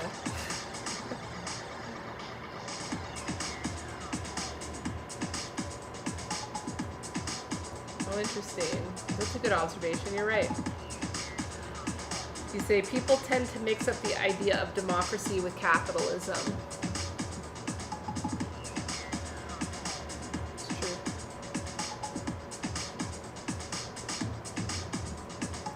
Alright, so there's nothing there. So let's try to find out. Tightest country in Europe.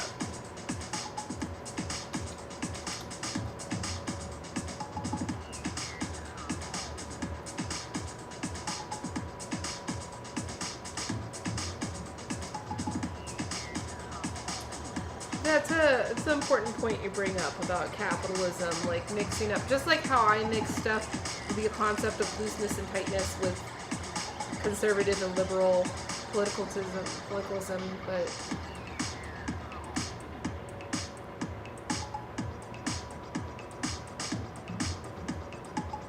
and so there's this interesting graph here about Europe. Now this is not exactly about looseness and tightness, but it is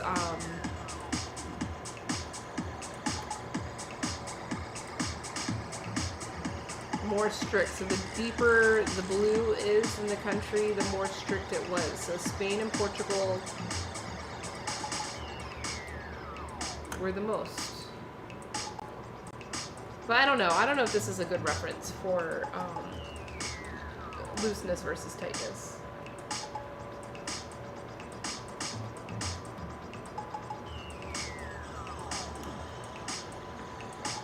Yeah, so Dawn asked, do you think we are in a loose society because we are in growth stage, and until the new becomes normal, we will stay loose? Yeah, so the main, scientist that has introduced this concept of looseness and tightness into the lexicon also stated that the degree of tightness in a country or in a society is highly correlated to the amount of threat that society faces. And those threats can be natural disasters, prevalence of disease,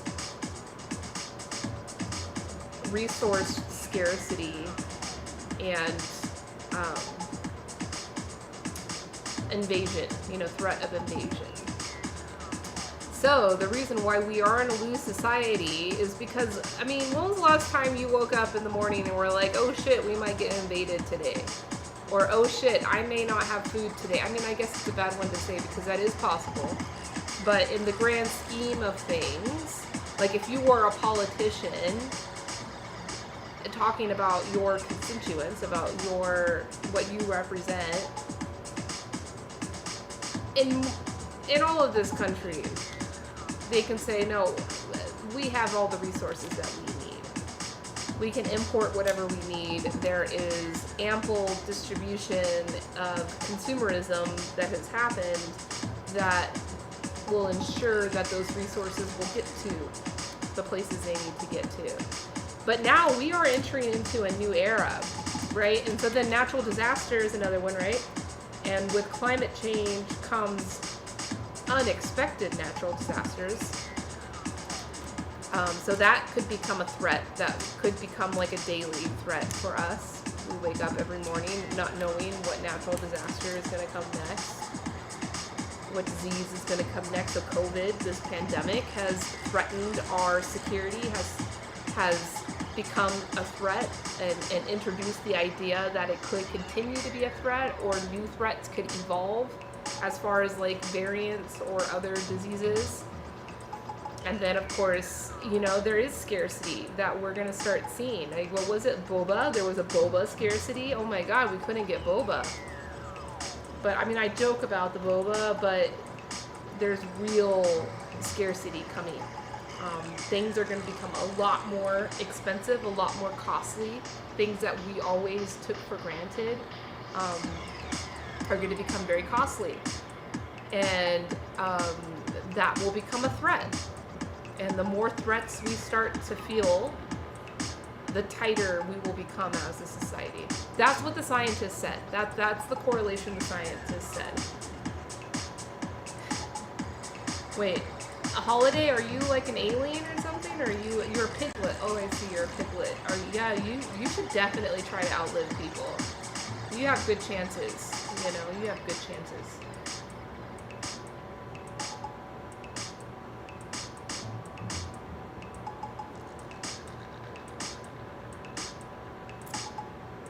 All right, so another very good point came up here. Maybe looseness is also linked to this country's idea of freedom versus our puritanical ideals. Yes. And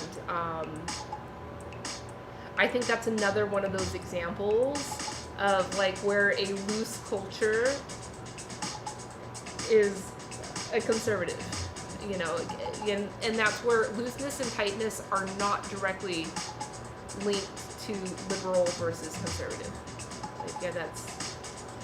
That was the first mistake I made when I was introduced to this concept, and I was talking to like a PhD that builds algorithms and does like consensus sentiment profiling for social media data of different countries to like forecast social uprisings and help countries and governments forecast and build infrastructure. Like right now they're working on a really cool project where they are mapping, using AI, they are mapping all of the different climate change models that can happen and how those different models will potentially affect the shorelines in the future, in the next 10 years, the next 20 years, and like they have all these fucking models. Like these algorithms are just like figuring everything out and coming up with all these different scenarios.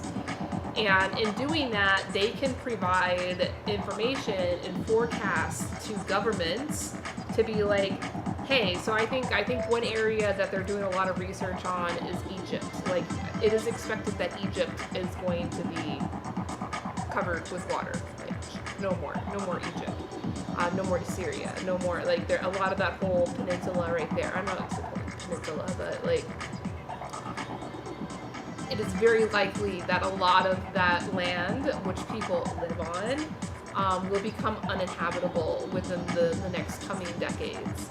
And so countries, like, north of the Mediterranean have to be ready for that. Like, that would be a mass migration. I think it involves like tens of millions of people would be mass migrating to these different places.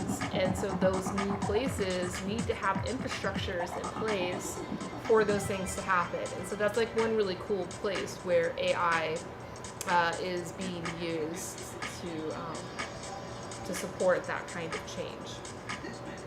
So these guys that do this work, like, not only are they computer scientists, right? They're writing these algorithms and building this product. Oh, that's what I was fucking gonna look up. Okay, yeah, let's see.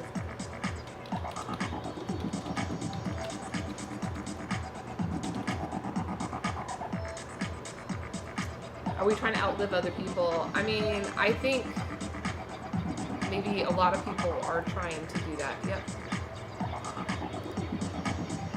I think a lot of people are trying to do that.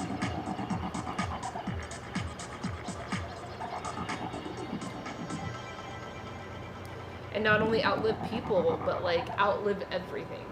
We're in a very like humanist-centric mentality. I mean, modern capitalism, even modern democracy, really value those tenets of like, we're the most important. Our life and our longevity takes priority over anything else. Yeah. So what's the point? I get it, Piglet. I get it. I don't know, I like to drink tea and I like having friends, so that's what keeps me going. I have no idea how the fuck I'm not jaded, because, I've traveled around the world and I've seen this shit firsthand and, like, live among people, even the closest people to me. the blood, my blood, is on a completely different wavelength than I am on this, and I just can't lose hope on it, you know? Like the fact that my family values money over anything else. Like I say something like, oh, I value friendships more than money. Or I value seeds more than money. I predict that seeds will become our currency in some time. And I'm going to be ready for that. You know, I want to be, you know, knowing exactly how to collect and trade those seeds. Save and collect and trade.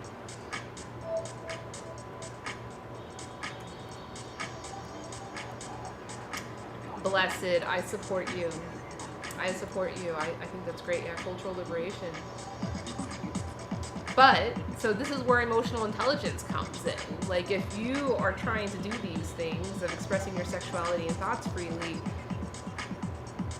and you're doing that within a tight culture structure, you're gonna be met with a lot of resistance. And so, that shouldn't discourage you from doing that. But, you know, you can gain, you know, better communication tools to better express that. Okay, so I pulled something up on the computer now. This is a company, Allen Analytics. Allen Analytics. Oh, that's a tongue twister. This is the group of, you know, computer scientists that are building all these algorithms to like predict social uprisings and predict, you know, migration patterns after climate change.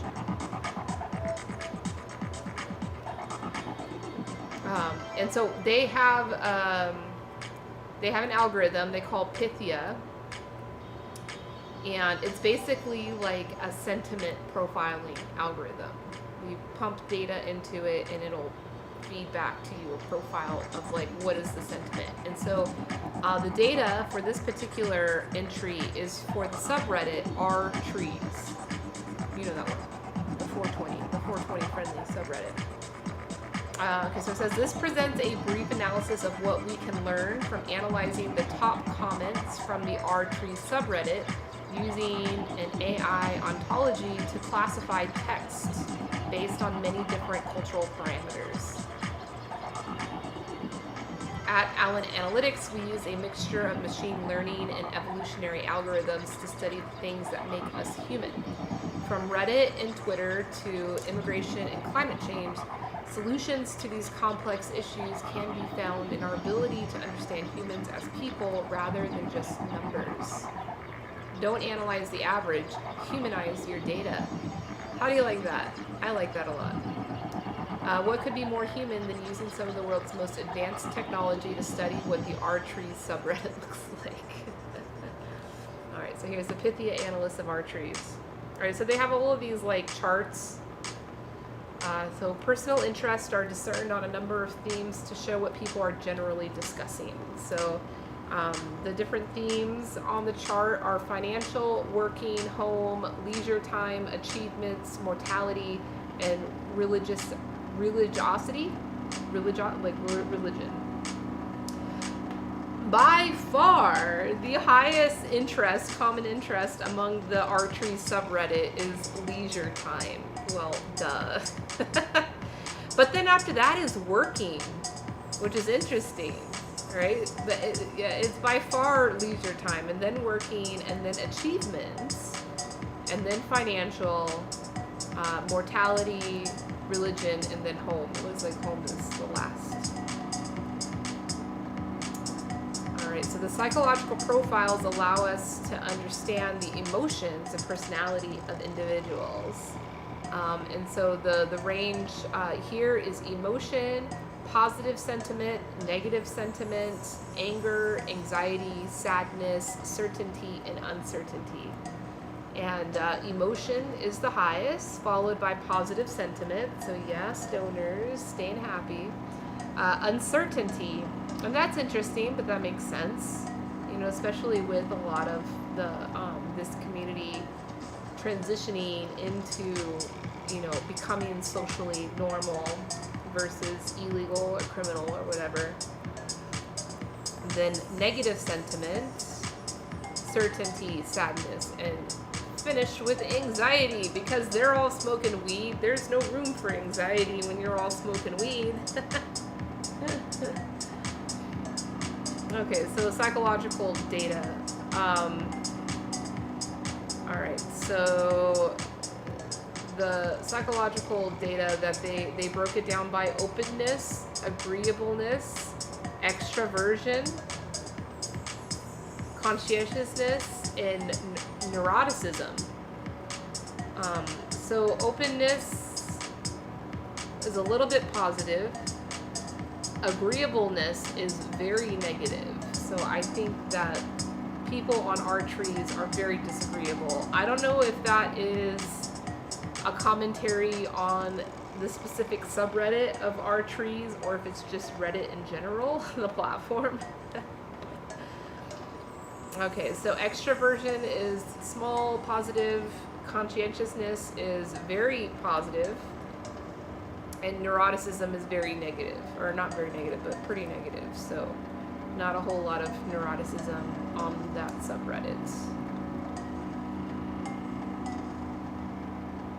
But anyway, the guy that introduced me to the concept of looseness and tightness, this is his data. This is the stuff that he works on.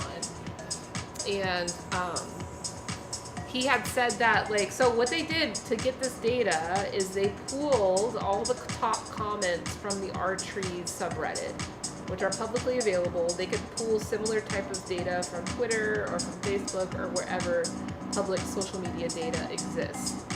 And they take that data and they're profiling the sentiment here. He was saying that they have algorithms to determine tightness and looseness as well, but it's not on here. I told him, I'm like, hey, that's really important data. That should be on there. Oh, this is interesting. Linguistic patterns.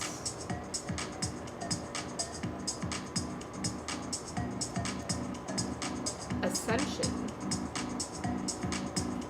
What does that even mean?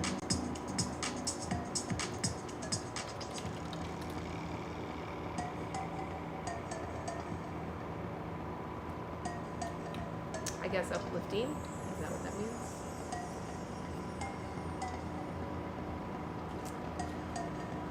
So what's my point? I don't know.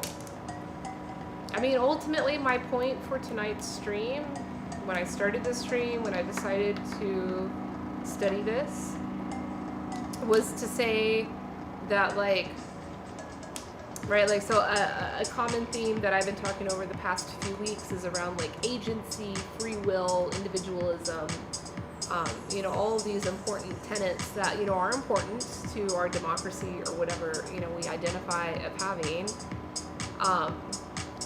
But I think it's also important to understand that, like, we are individuals within a culture, and if we are going to be effective, having that emotional intelligence to understand how to effectively communicate and work with our peers and others is really good.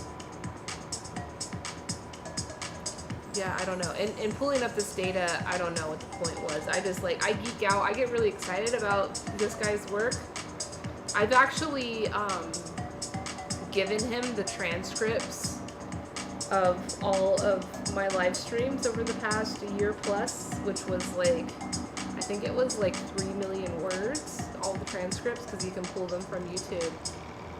They're automatically generated, and you can pull those text files. I gave him that data and told him, hey, you can run this through your Pythia machine learning thing or whatever, your AI, and provide back, you know, a reading, which then could be used to create chatbots or, you know, intuitive, you know, problem solvers. Right, there's like, I saw an article, I did not read the fucking article, but I just saw the headline, like most people. It said, AI will soon be automating our CEOs, which I believe is like, with this kind of technology of like being able to profile the sentiment of a leader and then plugging in information for a decision that needs to be made, could at least give an organization a baseline of like, what would the CEO do? And so that way, you know, we can start trickling away from aggregating the influence and the profits from the executive level in the corporate model, to have it, you know, enabled at least by AI.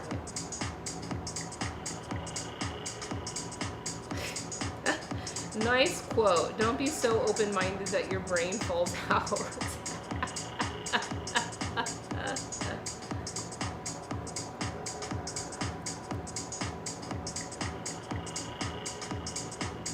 No, yeah, so when I do these streams, they're almost like a stream of consciousness. I don't have the fucking time to do that. You know, I'm not a professional streamer. I'm a CEO of a tech company. I got a lot of shit going on. But when I started live streaming and realizing that the platform and the channel could be a really good chance to, most important is the discourse, actually. That's the most important. Whatever the fuck I say or whatever the fuck I read is like, that's valuable and it could like help, you know, introduce a perspective, but the most valuable is the discourse. The most valuable is what's happening between you and I, Piglet. Like, that's the most valuable thing. All right, so there's a good question. How do you see the effects of media on culture? Super big effect. Yeah, super big. And what's interesting now is supposedly the media is in the hand, like the creators of media is in the hands of the people. I don't know, you know, if that's exactly true. I still think that there's a lot of too much aggregated power and influence from others that do affect media. I mean, we still have our like traditional media, news and newspapers and all of that. But fucking A, I don't know if any of y'all spend time on TikTok. But I've recently dove into that world, just trying to explore it as a potential place to meet new people, new collaborators, and it has. I've successfully met a lot of really great people there. But I am just like dumbfounded by the amount of activism that's happening on that platform. And I know it's not going on to everybody's TikTok, but it's going on to some people's. Like there are some activists, like there's a, probably one of the more controversial ones is a Native American that is like calling people colonizer, like pretty harshly. Calling people colonizer and calling people out. And a lot of his media makes people feel very uncomfortable, but the fucker has like over 1 million followers, and like each one of his videos gets over 1 million views. So someone is watching it, right? Not just someone, some people, lots of people are watching it. And lots of people are being educated by that. And that's pretty powerful. Like you would never see that in traditional media ever. You would never see a Native American saying, "Hey, colonizer, this is your shitty mentality and why it's hurting people." Yeah.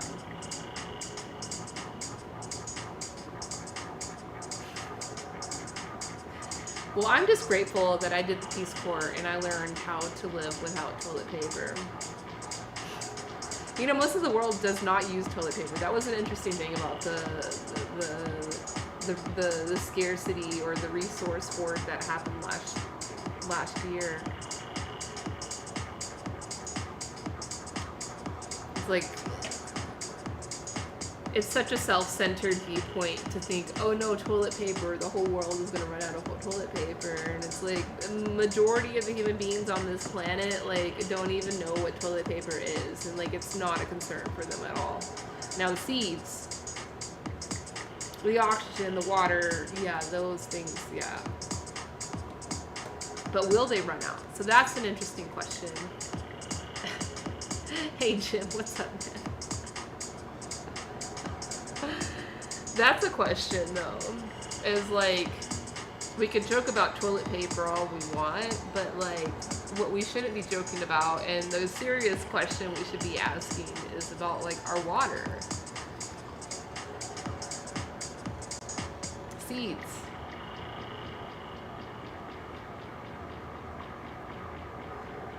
Are those gonna run out sooner or later too? Right? A lot of people say the planet, so the hippies are going around saying, oh, we're killing the planet. And then the counter argument is like, no, we're not. Like, we're killing ourselves. Like, we're killing our habitable opportunity on this planet. But even if humanity is gone, the planet will restore itself and figure itself out. Now, whether it's going to do that with water or not, I think most scientists would argue, no, water is the basis of life. But even arguing, like, does the existence of life validate the existence of something? Like, there may not be life in the rest of the universe. Okay, that's just a maybe. There probably is. I would bet heavily that there's life in other places. But let's just say Earth is the only place. Let's just say. Does that mean the rest of the universe doesn't exist? Fuck no. I believe it exists. I've seen it. I see, I feel it. Yeah, the bees, we gotta take care of the bees. The bees are important. It's true. And the fungus. That's why I support NFTs. Non-fungicide teas. We need the fungus. We need the mushrooms. We need mushrooms.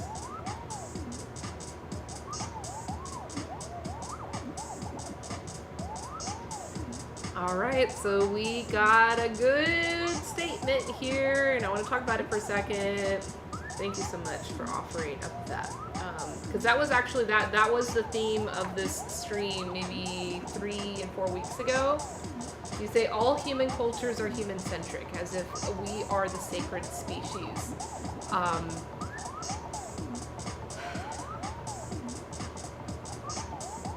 So human-centric or anthropocentrism, which is the other more technical academic term that the smart dudes like to use. It is argued, and I'm still trying to wrap my head around this concept too, because I always thought the same thing too. I mean, I've traveled the world, I've interacted with a lot of different cultures, and it's like, yeah, everywhere humans are the priority. And not only are humans the priority, but certain humans can be priority over other certain humans. And I always just kind of had this pessimism that the whole world always felt that way, or all of humanity always felt that way. But the concept of anthropocentrism, it came to my table a few months ago, and I started researching that. And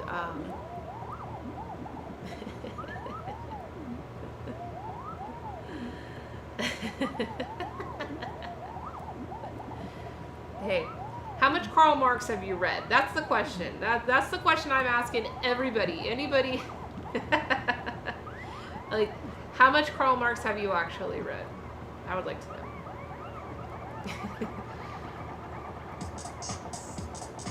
I'm not in a tent. I'm in a warehouse, actually. I'm in a warehouse.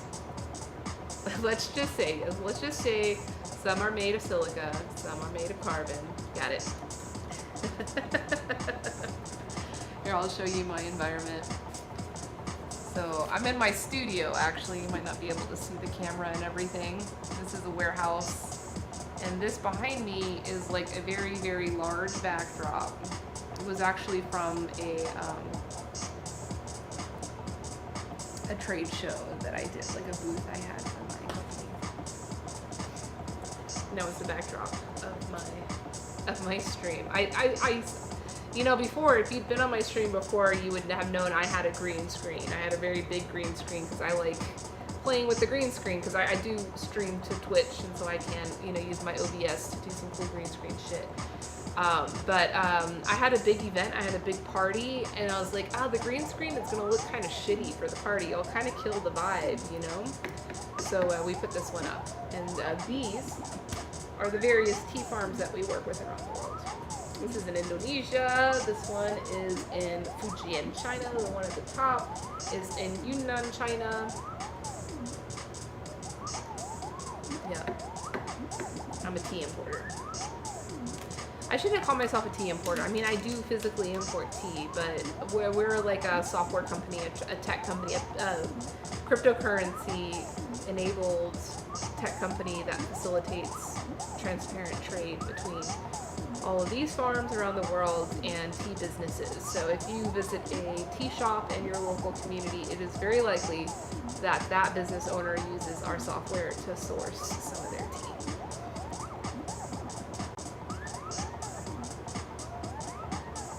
Jim, what's up? What is up? It's been a while since I've seen you, man. Actually, you were hanging out with us last week at the World Tea Expo. Yeah, that was fun. Thanks for being there. That was a lot of fun. What was I talking about? I was talking about something, and then someone brought up fucking Karl Marx every time. I told my dad one time, I was like, my dad's like a super conservative, boomer. And I got kind of excited about, like, discovering Karl Marx. And this was, like, relatively recent, I'll admit. My philosophical studies in early 20s, late teens, early 20s, was very conservative. Very conservative. Someone said something about libertarianism earlier, and I was like, yeah, I was kind of in that boat. And so Karl Marx, bad Karl Marx. No, don't read Karl Marx. But recently I started reading some of his work, and I don't agree with it fully. I definitely know it was a big clusterfuck in the actual execution of a lot of those political ideologies, but very interesting to read what he wrote at the time that he wrote it, like really forecasting a lot of what was going to happen with what turned into capitalism. And I will still continue to argue that it's not real capitalism. Someone had asked something earlier about like the confusion between capitalism and democracy, and it's true. It's easy to confuse them, but I think true capitalism does revolve around the same pillars of democracy. Obviously, we're not working within a true capitalist society right now because there is a lot of opaqueness, there is a lot of exploitation, there's a lack of transparency. If we had transparency is it, and that's the whole basis of my business, is bringing transparency into a realm of commerce so that true capitalism can happen.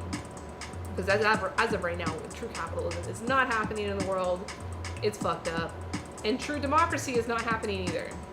Hang out on my stream on Twitch on Wednesdays, and we do Constitution Study Group, and every week we just realize deeper and deeper and deeper, this is not a true democracy.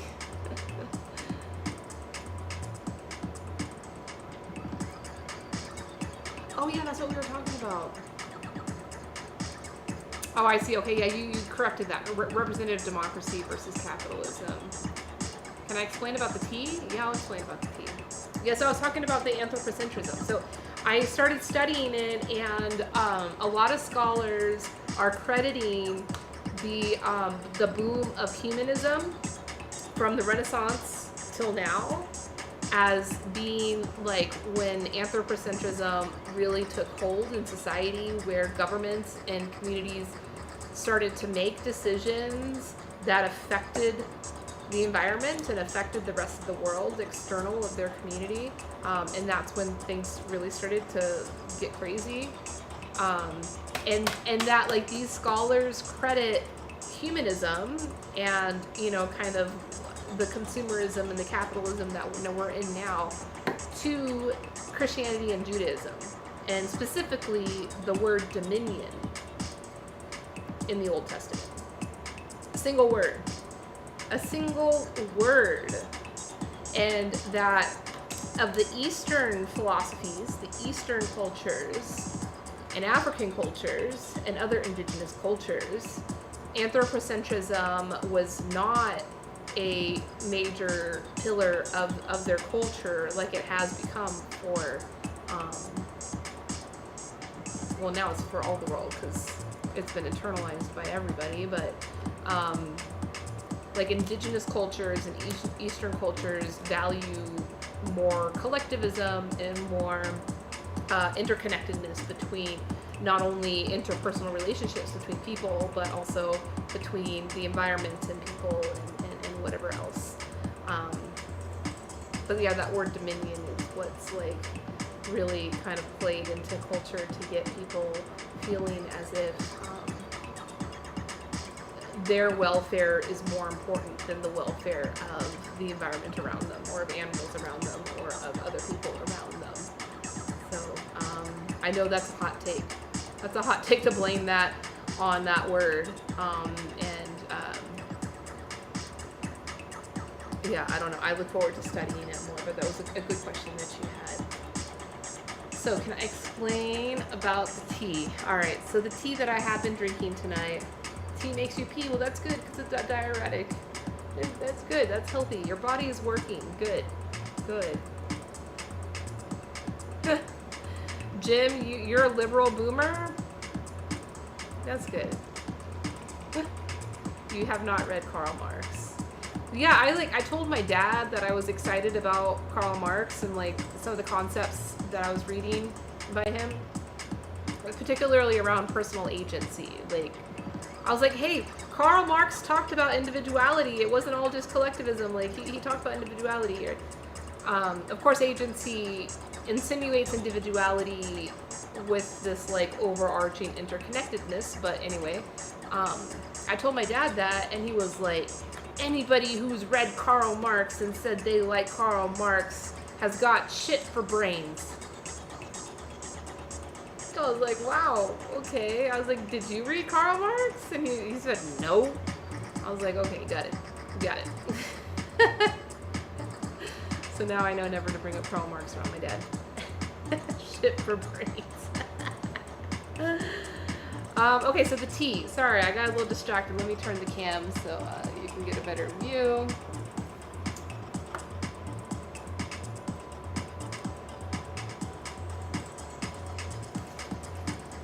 All right.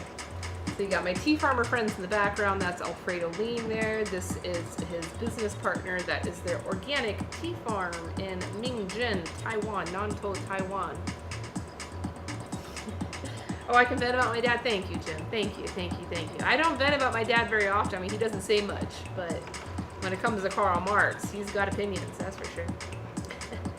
So I've got like a little bit of this nasty tea on my bottom of my cup, which is kind of fun at the tea table like this when you have your tea pets here, is that instead of just pouring directly into this tray, which this is called a gung fu tea tray, it's a Chinese style way of brewing tea, is has a tray underneath. There's a tray underneath that collects whatever happens. So instead of just pouring it directly onto the tray, I can pour it onto my tea pet here. And over time, my tea pet, this is a one-eyed slug, his eye fell off, unfortunately, he will generate a patina of all of the tea that we've drank together over time, so it's kind of fun. This is another example of a doggo. Whoops, this is the obscene one. Ooh, pee boy. Actually, there's some kind of cool science behind this one because he's got a little hole in his little pee hole. I'll show you guys too. You can see his obscene little form. If you super chill this, so like leave this in a cup of ice water, and then pour boiling water on top of it,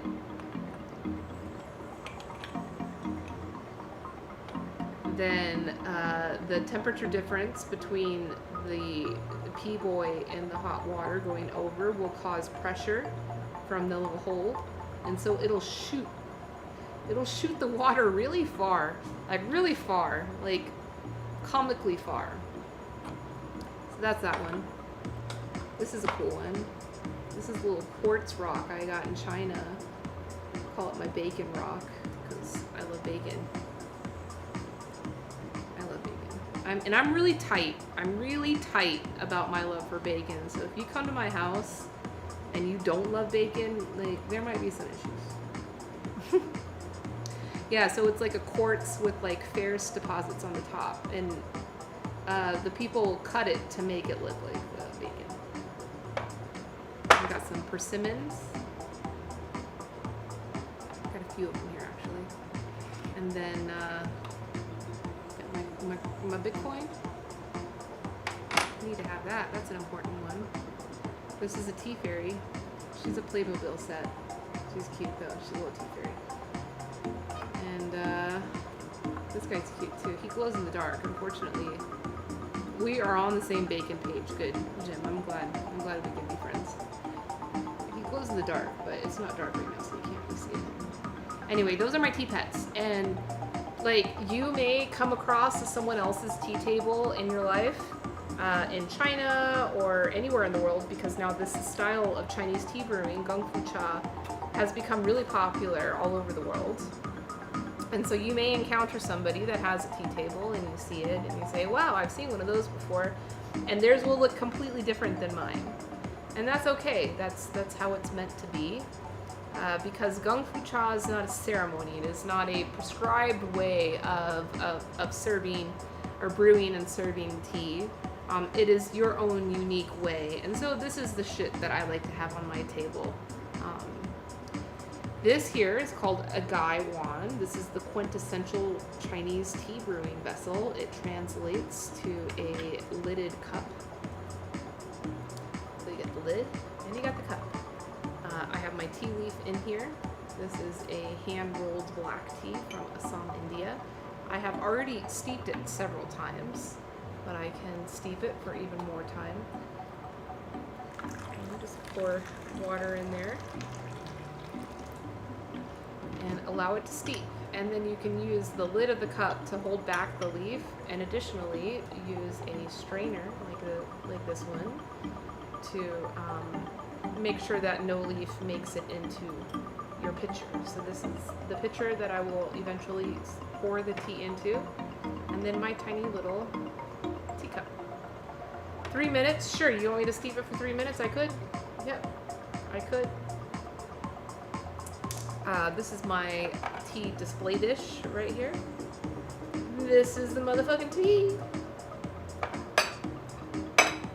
And then for whenever I want to make matcha, usually I don't keep this on my table, but I've been making a lot of matcha lately, so I got my matcha whisk, which I could make matcha in this bowl, or I can make matcha in this bowl, which is kind of nice because it's got a spout and it's got, you know, a handle, so I can share my matcha with other people, or I can just drink it directly from this bowl if I want to. So that's the tea. Here's the motherfucking tea!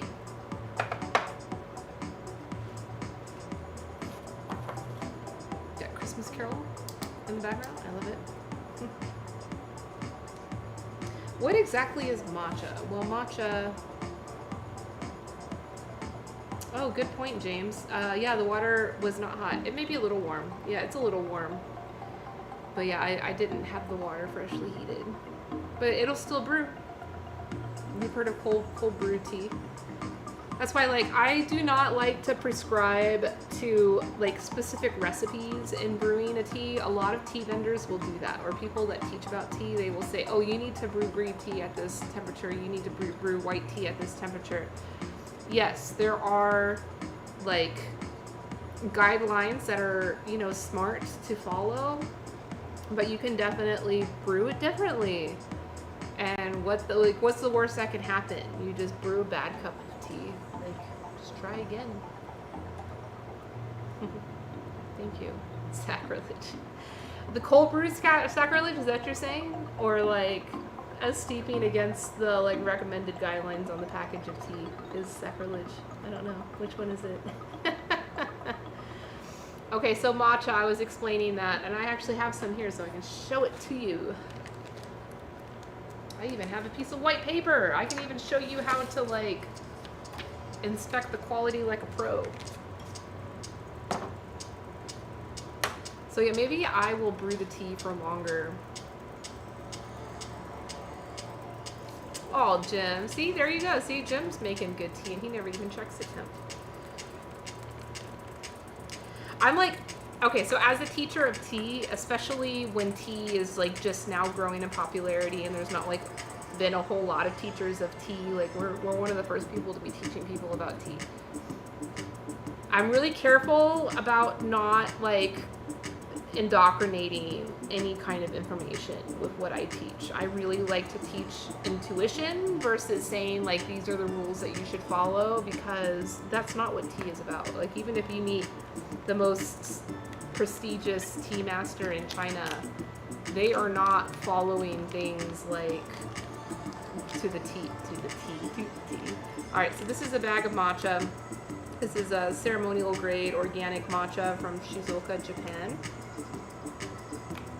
And if you ever want to like evaluate the quality of matcha, what I'm about to show you is the way to do it. All right, so using a piece of white paper is the most ideal. Let's see if I can zoom in. No, it's not letting me zoom. So I'm just gonna have to come a little closer.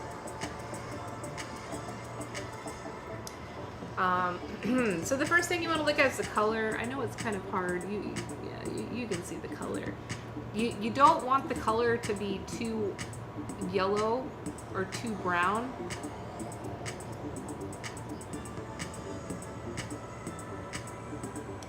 Oh yeah, you're talking about Jojo T in Miami. Yeah, he quit. He's a quitter. Jim, he's a quitter. You know, people, they start doing Twitch and they're like, oh, live streaming will be easy. It'll be easy. No, it's not. It's so fucking hard. Like, there's a million things you gotta fucking do. Keep track of, like, update all of your freaking technology and invest money. And he's like, fuck it, I quit. All right, so you want the color to be like a foresty deep green. You don't want it to be yellow or brown. And I know it's kind of hard for you all to see exactly the color on this. I guess you can kind of see it. You see it's like a deep, rich forest green versus like a yellow color. The next thing to do, and this is the fun part, is that you use the tip of your finger. I'll use an appropriate finger, no obscenities around here. And just put your finger on top of the stack of matcha and then run it down. And you can make these lines. And what you're feeling for when you're making those lines is like the softness, the silkiness of the powder on your fingers. Like it should be like really smooth and silky to do that. Sometimes when you do that with matcha or whatever you can find at the grocery store that you are testing, it'll have like individual, like basically like sandy grains, coarse grains. And then whenever you do this, it doesn't feel like paint. It feels like very coarse. That's it. And then you can just taste it too. I mean, this is just the ground up tea. Matcha is just ground up green tea, steamed green tea. And tea is very bitter. It has caffeine in it. Caffeine is bitter. And it has tannins in it, so it is astringent. And so if you consume tea, like you just take some, tea leaf, even fresh tea leaf, and chew on it, you'll find it to be kind of unpleasant to eat, to consume. But matcha, right? You're eating the entire thing. Like this is all the. Oh, here, that's a good view of the color. Let's see the color. Don't worry, that's just matcha. That's not dirty. My finger is not dirty. It's just the matcha that I got there. That's what the color should look like. But matcha like can be really ugly when it's wet. So that's what happened. But I'm not finding it bitter. If anything, I'm finding it to be like really rich and silky and creamy and buttery. And that's the amino acids. And the reason why amino acids come out in tea, which include the L-theanine, which is like the magical compound in tea that makes you feel so good, is that they shade the tea plant. So you see all these tea plants behind me, they're all exposed to the sun. They're very happy to be exposed to the sun because they get to breathe, they get to photosynthesize, and they get to be, breathing with the sun. When the matcha farmers shade, they do 2 layers of blackout shade at least 4 feet above the tea plant. When they do that, it inhibits the photosynthesis, and so it stops tannins from being created. And tannins are So cool, scientists. I love they deemed tannins to be the world's strongest bioweapons because they denature amino acids. And so if you do have any of the theanine or any of those other compounds that create that like rich, smooth silkiness on your palate, then it becomes astringent and bitter and unpleasant. So that's also another way to evaluate the quality of your matcha, is if it's like actually sweet and palatable on its own, or is it bitter.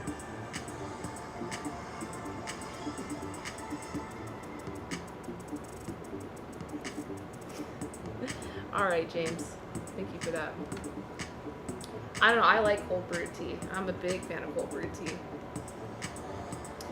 Reason being is because when you infuse with hot water, it extracts more of the caffeine and more of the tannins.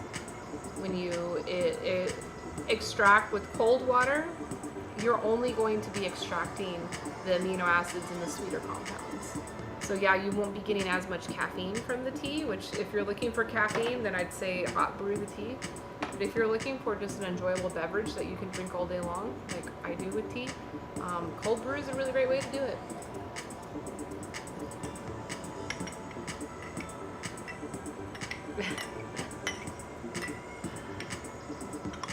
Oh, Jim, stop your bitching. You get emotes. You get emotes. You want me to make some matcha? James, are you gonna throw a hissy fit if I don't reheat my water to make the matcha?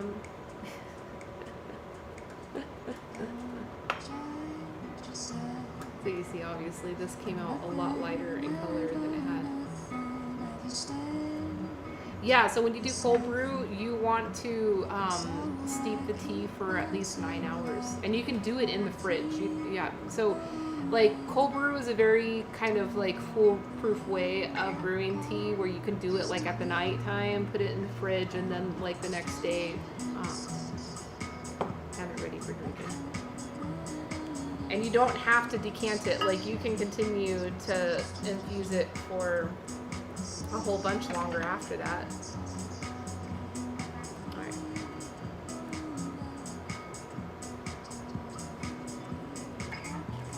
Gonna make the matcha. So usually I would use a like a sifter to sift out any of the clumps, but I don't have that sifter with me right now, so I'm gonna skip that step. And that's okay. Again, I don't like to indoctrinate anything. Same amount of tea for cold brew? Yeah, pretty much. So a good ratio that I like to use for cold brew is 15 grams to a gallon, or half an ounce to a gallon. So there's the matcha. I just kind of eyeballed it. You know, the thing that's deceiving about matcha, right? So like people are like, oh, matcha, it's like, I'm gonna replace my espresso with matcha, it's healthier, you know, to get my energy in the morning, I'll do matcha. And they say, you know, I'm gonna triple the dosage, so I get triple the energy from it. Well, matcha is not like that. It doesn't work that way. L-theanine doesn't work that way. Once you hit the certain dosage or whatever, and that dosage is 100 milligrams of L-theanine and 50 milligrams of caffeine. You actually need both of those compounds together to get the mental alertness, body relaxation effect that, you know, L-theanine provides, which is also like nootropics. Nootropics will provide that for you as well. All right, so I'm gonna pour in a little bit of water just to create a paste. And this is just here's my whisk. This is a single bamboo that's been cut in all these lines. This is a handmade whisk from Kyoto, Japan. A single piece of bamboo that's been cut to make this whisk. And so the purpose of putting just a small amount of water, let's see, no.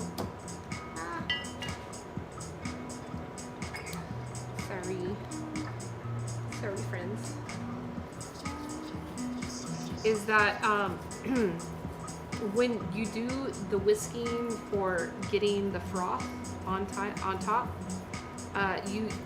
you want to do a very specific motion, which is kind of hard to get rid of all the clumps when you do that.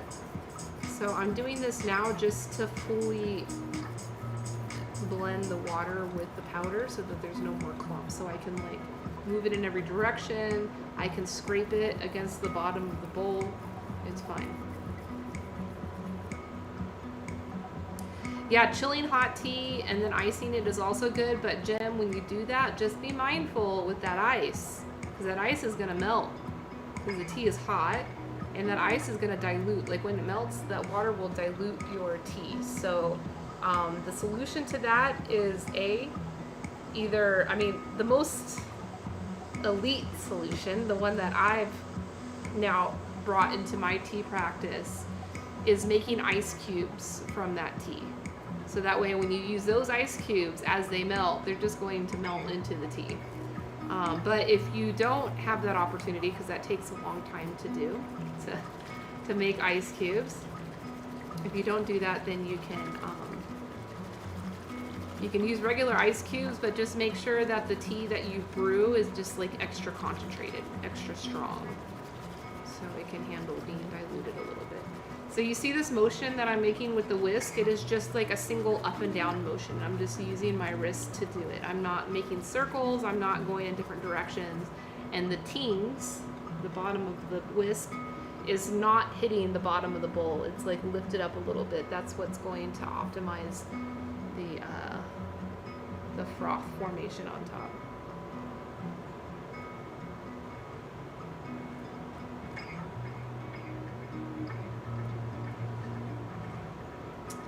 And then now I'll get to drink, and now I'm gonna be wired because I'm gonna get all this caffeine and theanine, but that's cool because it's Friday night. It's Friday night. See, so typically I could just drink it directly out of this bowl. So now you see, it's like a little latte, and it's just tea. It's just tea and water, and simple. And I used cold water. Where's our buddy? Our buddy, what was his name? He was really pissed off earlier. James, he was really pissed off that I wasn't using hot water. So cheers. Cheers, cheers, cheers, cheers. Cheers, Twitch. Love you all. Yeah, so I was talking about the dosage of theanine and caffeine that you need to get that mental focus, body relaxation effect from matcha. Typically with a ceremonial grade matcha, like the one that I made here, the typical amount or dosage that you'll want is 2 grams. Anything above 2 grams, you're just kind of wasting matcha.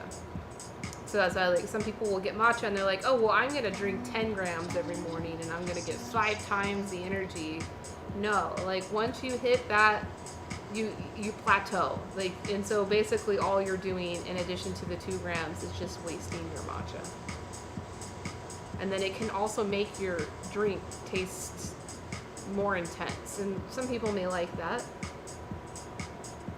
because the taste of matcha is quite earthy and grassy, and so for some people they haven't acquired that taste, as they say. So that's the issue. What? Oh my goodness, a Nextdoor app just sent me a notification that there's people in my neighborhood that are lighting trash cans on fire. What the heck?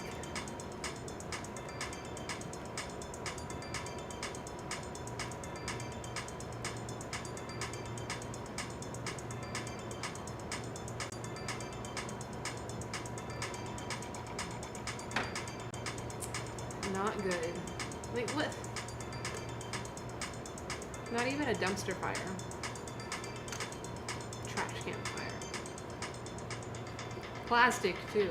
Fuck that. I'm not against dumpster fires, but I'll be burning plastic in my neighborhood. I've got a growing pup in my house. I gotta take good care of that dog. It's my Bitcoin. It's my only Bitcoin.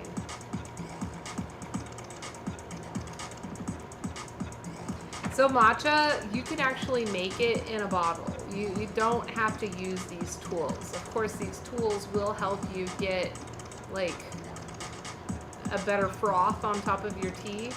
But like I was at the nightclub and bar show last week, and we were going around to all the different like liquor booths and making tea cocktails at the booth to introduce tea as a mixer. But like I couldn't really be taking my hot water around to be brewing tea everywhere. So all I did was I put some matcha in a bottle with water and I shook it. And it made an awesome matcha. It made a really awesome matcha. So, you know, you can simply just pour some matcha into a water bottle and just shake it and drink that.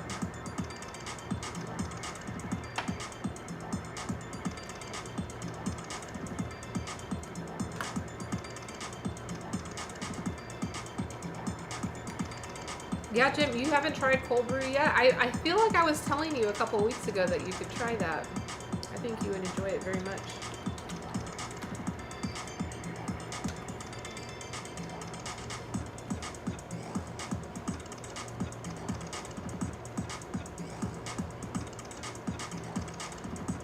Hey, Vodka. I don't know if you're here, but I see you. I see you in chat. Hope you're doing well. I'm a slow learner. No, you're great, Jim. You're awesome, man. You're one of those unique liberal boomers. Like,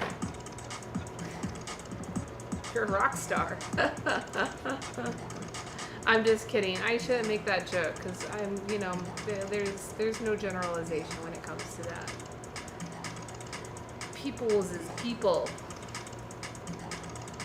You know, my cup almost overflowing. I hope I don't drop any. I'm starting to get lit from this tea. I'm feeling it. So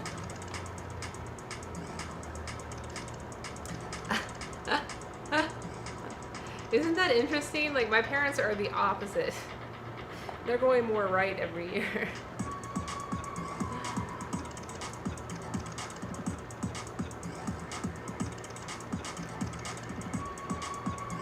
So I'll explain a little bit for y'all about how I'm feeling now that I've drank this matcha and gotten this rush of L-theanine in my brain.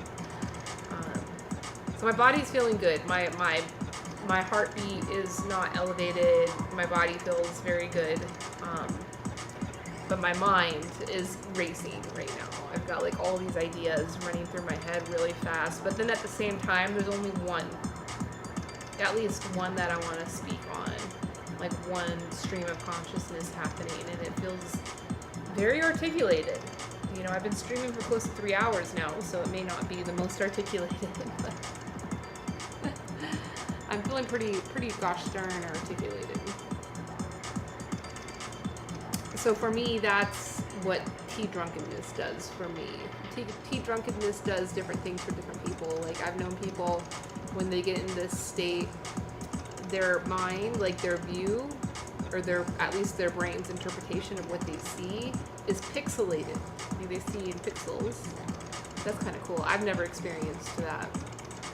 I mean, I've definitely experienced other hallucinogens that have made me feel as if it was pixelated, but some people feel like really smart. Some people get giggly and just have fun, but like coherent, right? So that's it. I know the word drunkenness is used, like tea drunk, to get tea drunk. So the word drunk is used, which with other intoxicants is also is usually making you non-coherent, but with tea you actually get more coherent. So it's a safe. It's safe.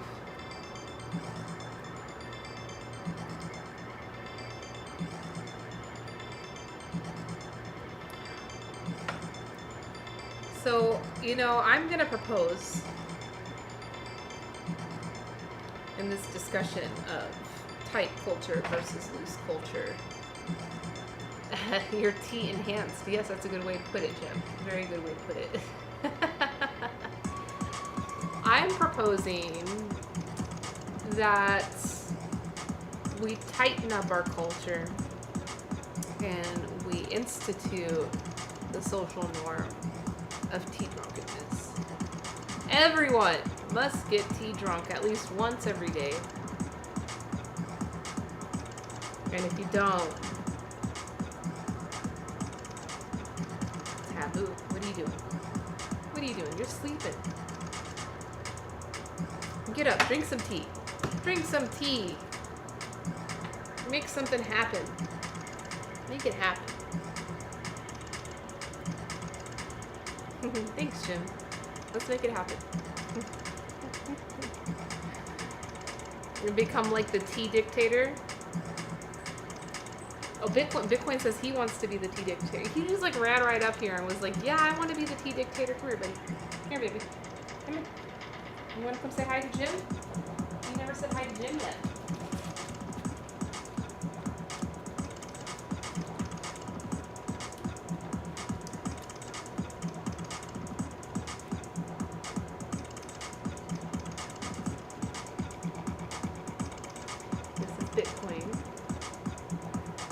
Bitcoin loves all of you.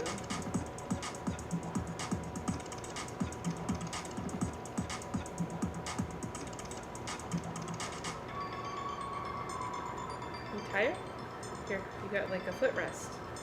You got a footrest here. Is it weird? You find it to be too weird?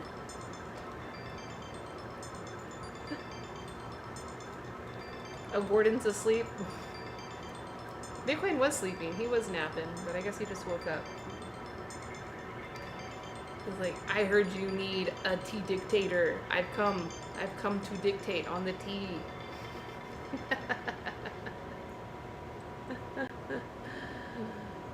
Oh, Piglet. Yeah, this is Bitcoin. He kind of has some Piglet features, huh? His little...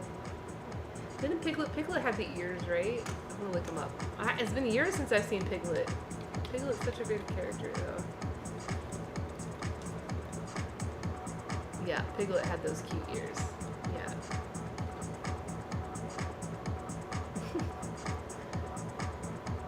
I should get Bitcoin Piglet costume. Do well with it.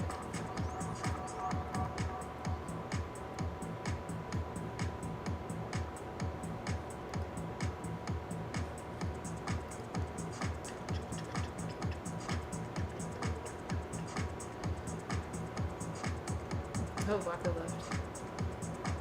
I wonder if people get embarrassed when you call him out, huh?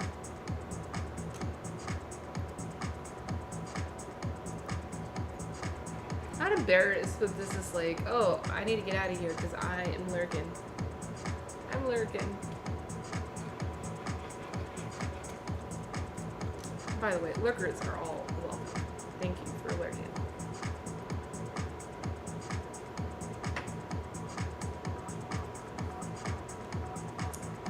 Hey Jim, good news. I booked a ticket yesterday to Denmark, to Copenhagen. I have not tried Kratom, but I've heard good things about it. I've also heard sketchy things about it. But overall good things. It's just the business of it is really sketchy right now.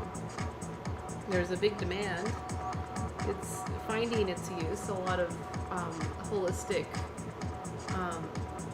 uses for it to treat PTSD and also certain drug dependencies.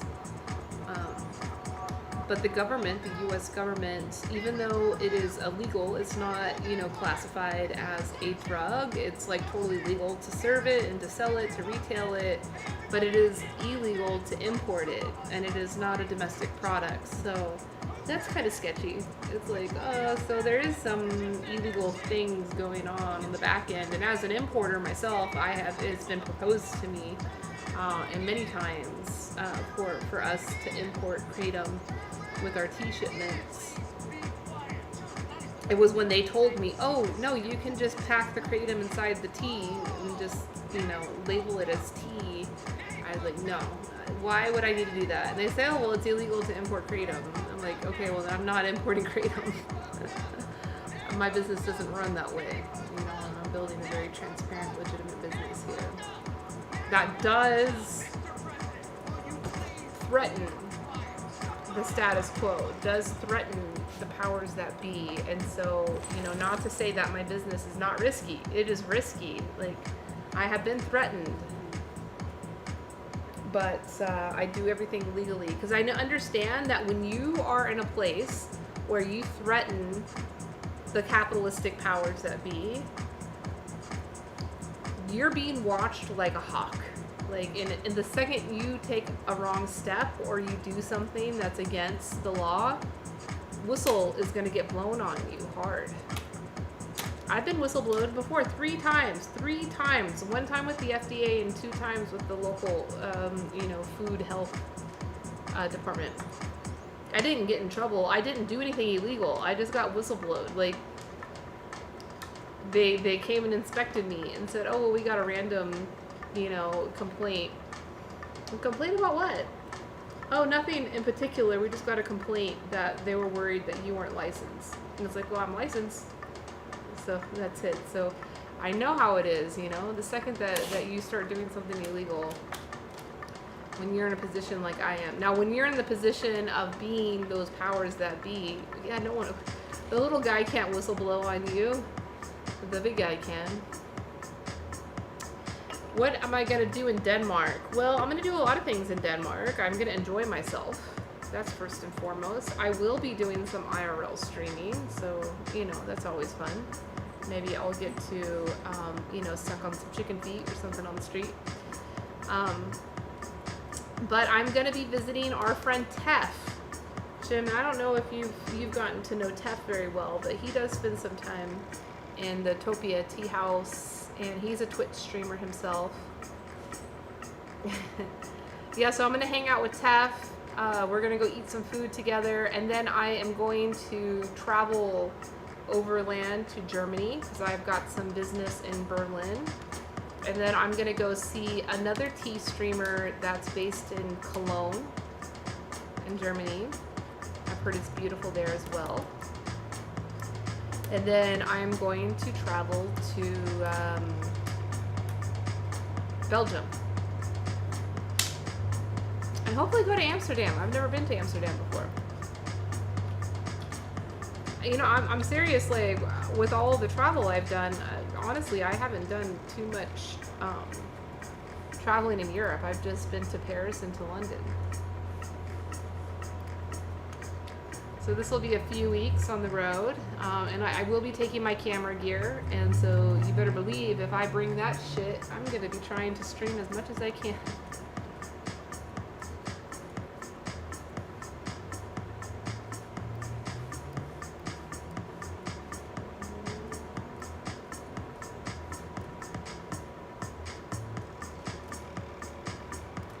Yeah, I don't know, maybe I can't go to the Netherlands, because I think the Netherlands is still considered like a, red zone or a red country, so maybe I can't go to Amsterdam. Do you watch Tef cook? Yeah, so maybe Tef and I will do a cooking stream together. Yeah, we'll have fun together. I told Tef, I'm like, yeah, we gotta do some streaming together. But yeah, I'll be bringing this camera, so I'll have the nice camera with me in my little streaming box. Oh, sweet, you're from Denmark? Are you currently there? Are you currently there? Or have you left? I'm actually Danish. I know nothing about my culture, so I'm looking forward. You know, I was like talking with my family who they have gone to Denmark before. They've gone to Copenhagen, which is where my grandfather is from, and tried to research family that's still there.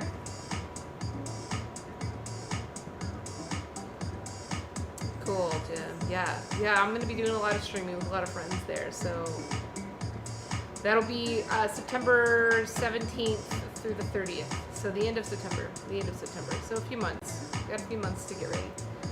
A few months for this pandemic to get worse and for the country to shut down. Like, I'm already like, that's what happened to my trip to India. I'm sure it's gonna fucking happen this time too. I like make all these plans to go travel and have this fun, and then can't. Too dangerous to travel.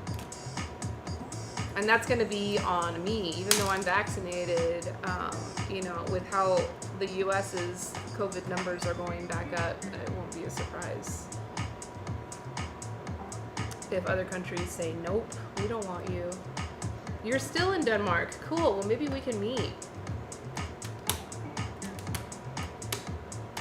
I don't mind meeting strangers from the internet. I do it all the fucking time.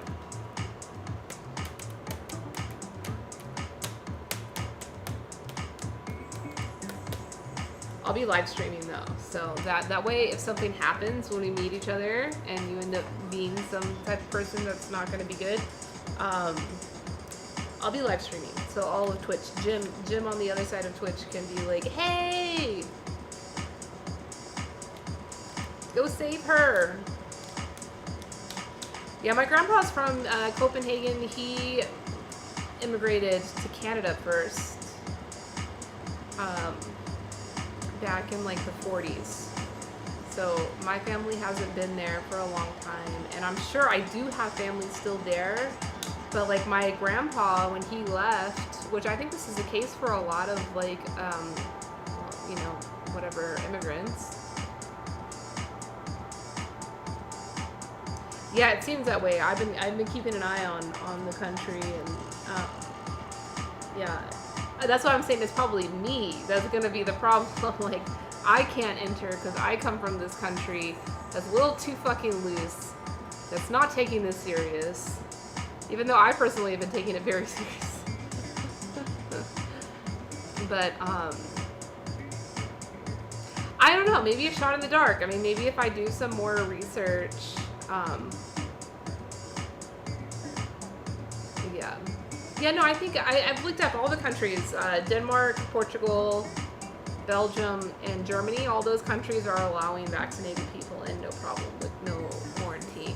But what could change is if, you know, the numbers keep going up. And like with like Israel, which is probably like one of the fastest rolling out countries with the vaccine, and they're pretty much exclusively with the Pfizer vaccine, which is what I got. They're finding that half of the new cases are vaccinated folks. So that's a little alarming, you know. I hope that doesn't happen here. I'm just going to be keeping very careful. But if my country develops a bad reputation around the world, like, yeah, they'll just shut the border regardless if you're vaccinated or not. So I really hope that doesn't happen.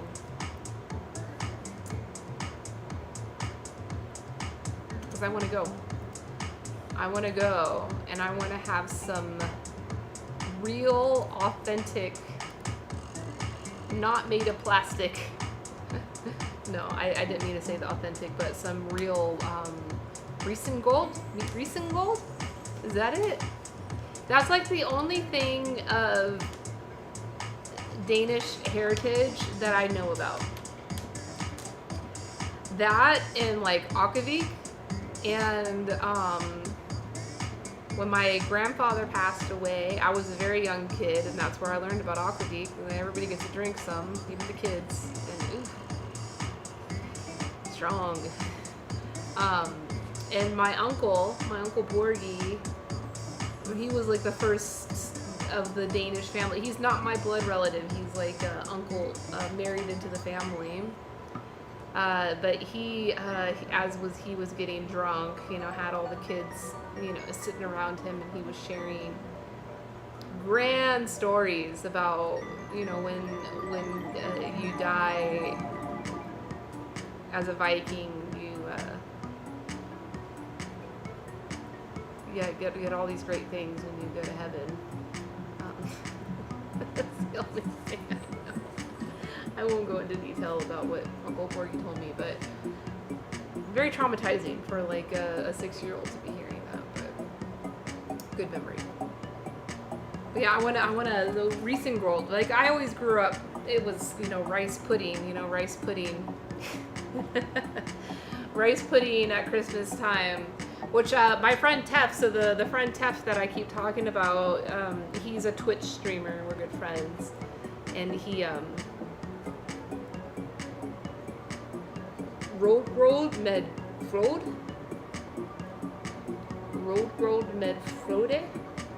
I don't know what that means. Yeah, look that up. But yeah, Tef educated me this past holiday about how, to make the Riesengrold, and then the next day make the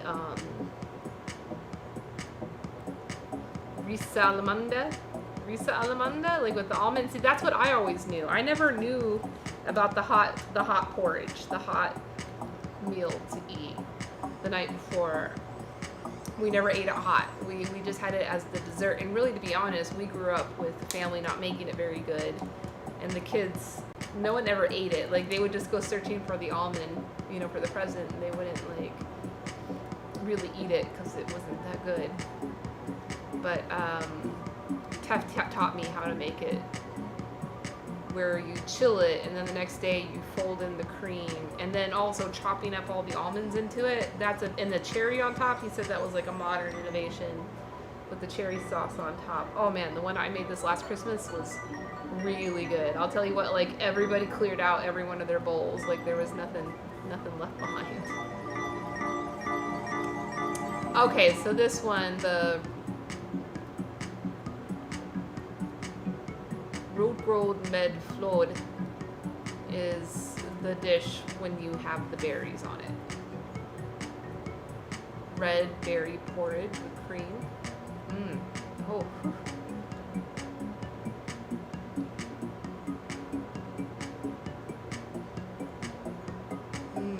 Oh man, I just looked it up. It's like, I've seen all these nice pictures. I told Tef, I was like, hey, if I come visit, you're gonna make me some, right? We'll make some together. He was like, no, you don't make it in September. You make it at Christmas. I'm like, yeah, but I'm not gonna be there at Christmas. He's like, okay, yeah, we'll have it. He was telling me like an old, like folklore in his family was. Oh, okay, so that's a tongue twister. It's a joke. So was I coldly? Let me see if I can find like a.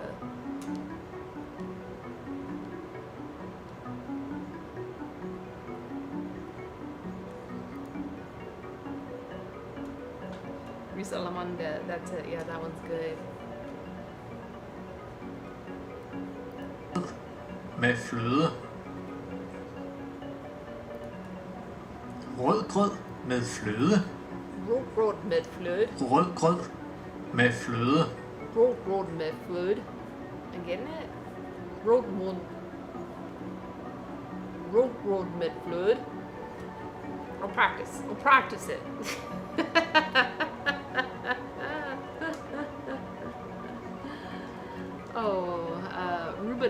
Rubaduck. Hey, you should follow me and DM me. If we meet up, I'll bring you a packet of matcha as a gift. I'll bring you some matcha. And maybe we can like meet at a cafe. Or as I've heard is a cafe. Good night, Jim. Much love. Have a beautiful weekend. I'm gonna get cut off in about a minute. So yeah, you should go follow me, DM me or whatever, or you know what, I'm gonna follow you and I'll message you. We don't have to meet, like, come on, like, don't feel that pressure, but I'm very happy to meet random strangers from the internet. Good night, Jim.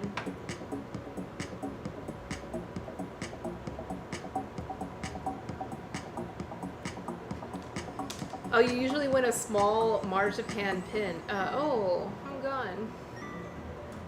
I gotta get that guy. He was nice.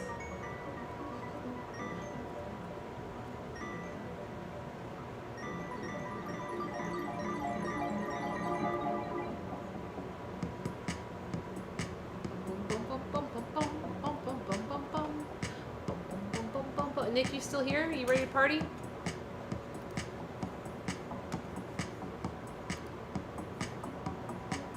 No, you're not here anymore. Let's party. Let's eat some food. I've got some more of that hamburger kale stuff. That oh, here we go. that I can make into some delicious food to eat.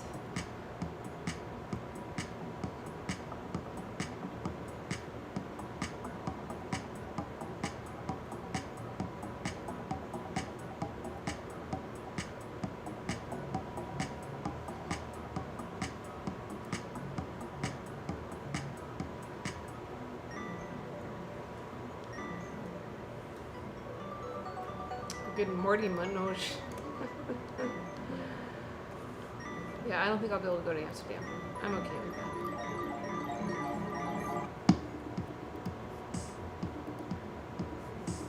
Alright, any friends streaming right now? Oh, Grandmaster? He's streaming? What's he streaming?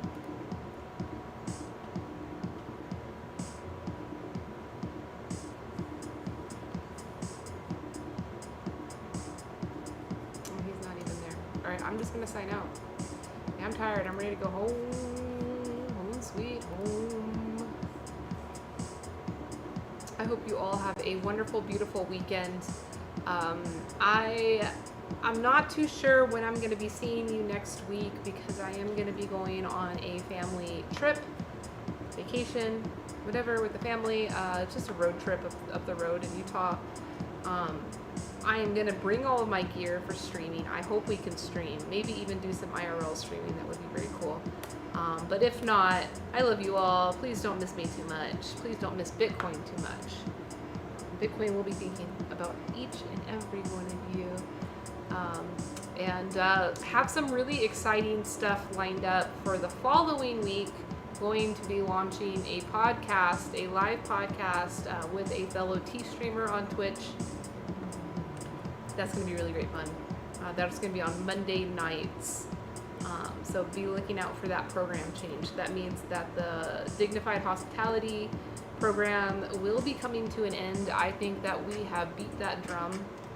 We beat that drum, for sure. I'm grateful. A lot of work has been done with that program. But now it's time to move on to new content. So yeah, if you don't see me next week, you'll definitely be seeing me by the following Monday. I believe that's the 19th. For the launch of this podcast, which is unnamed as of now, but I will post out onto all of our socials about that. So if you want to be here for that, keep that in mind. July 19th. Have a wonderful weekend. I love you all. Rest well. Drink lots of water. Enjoy the sun.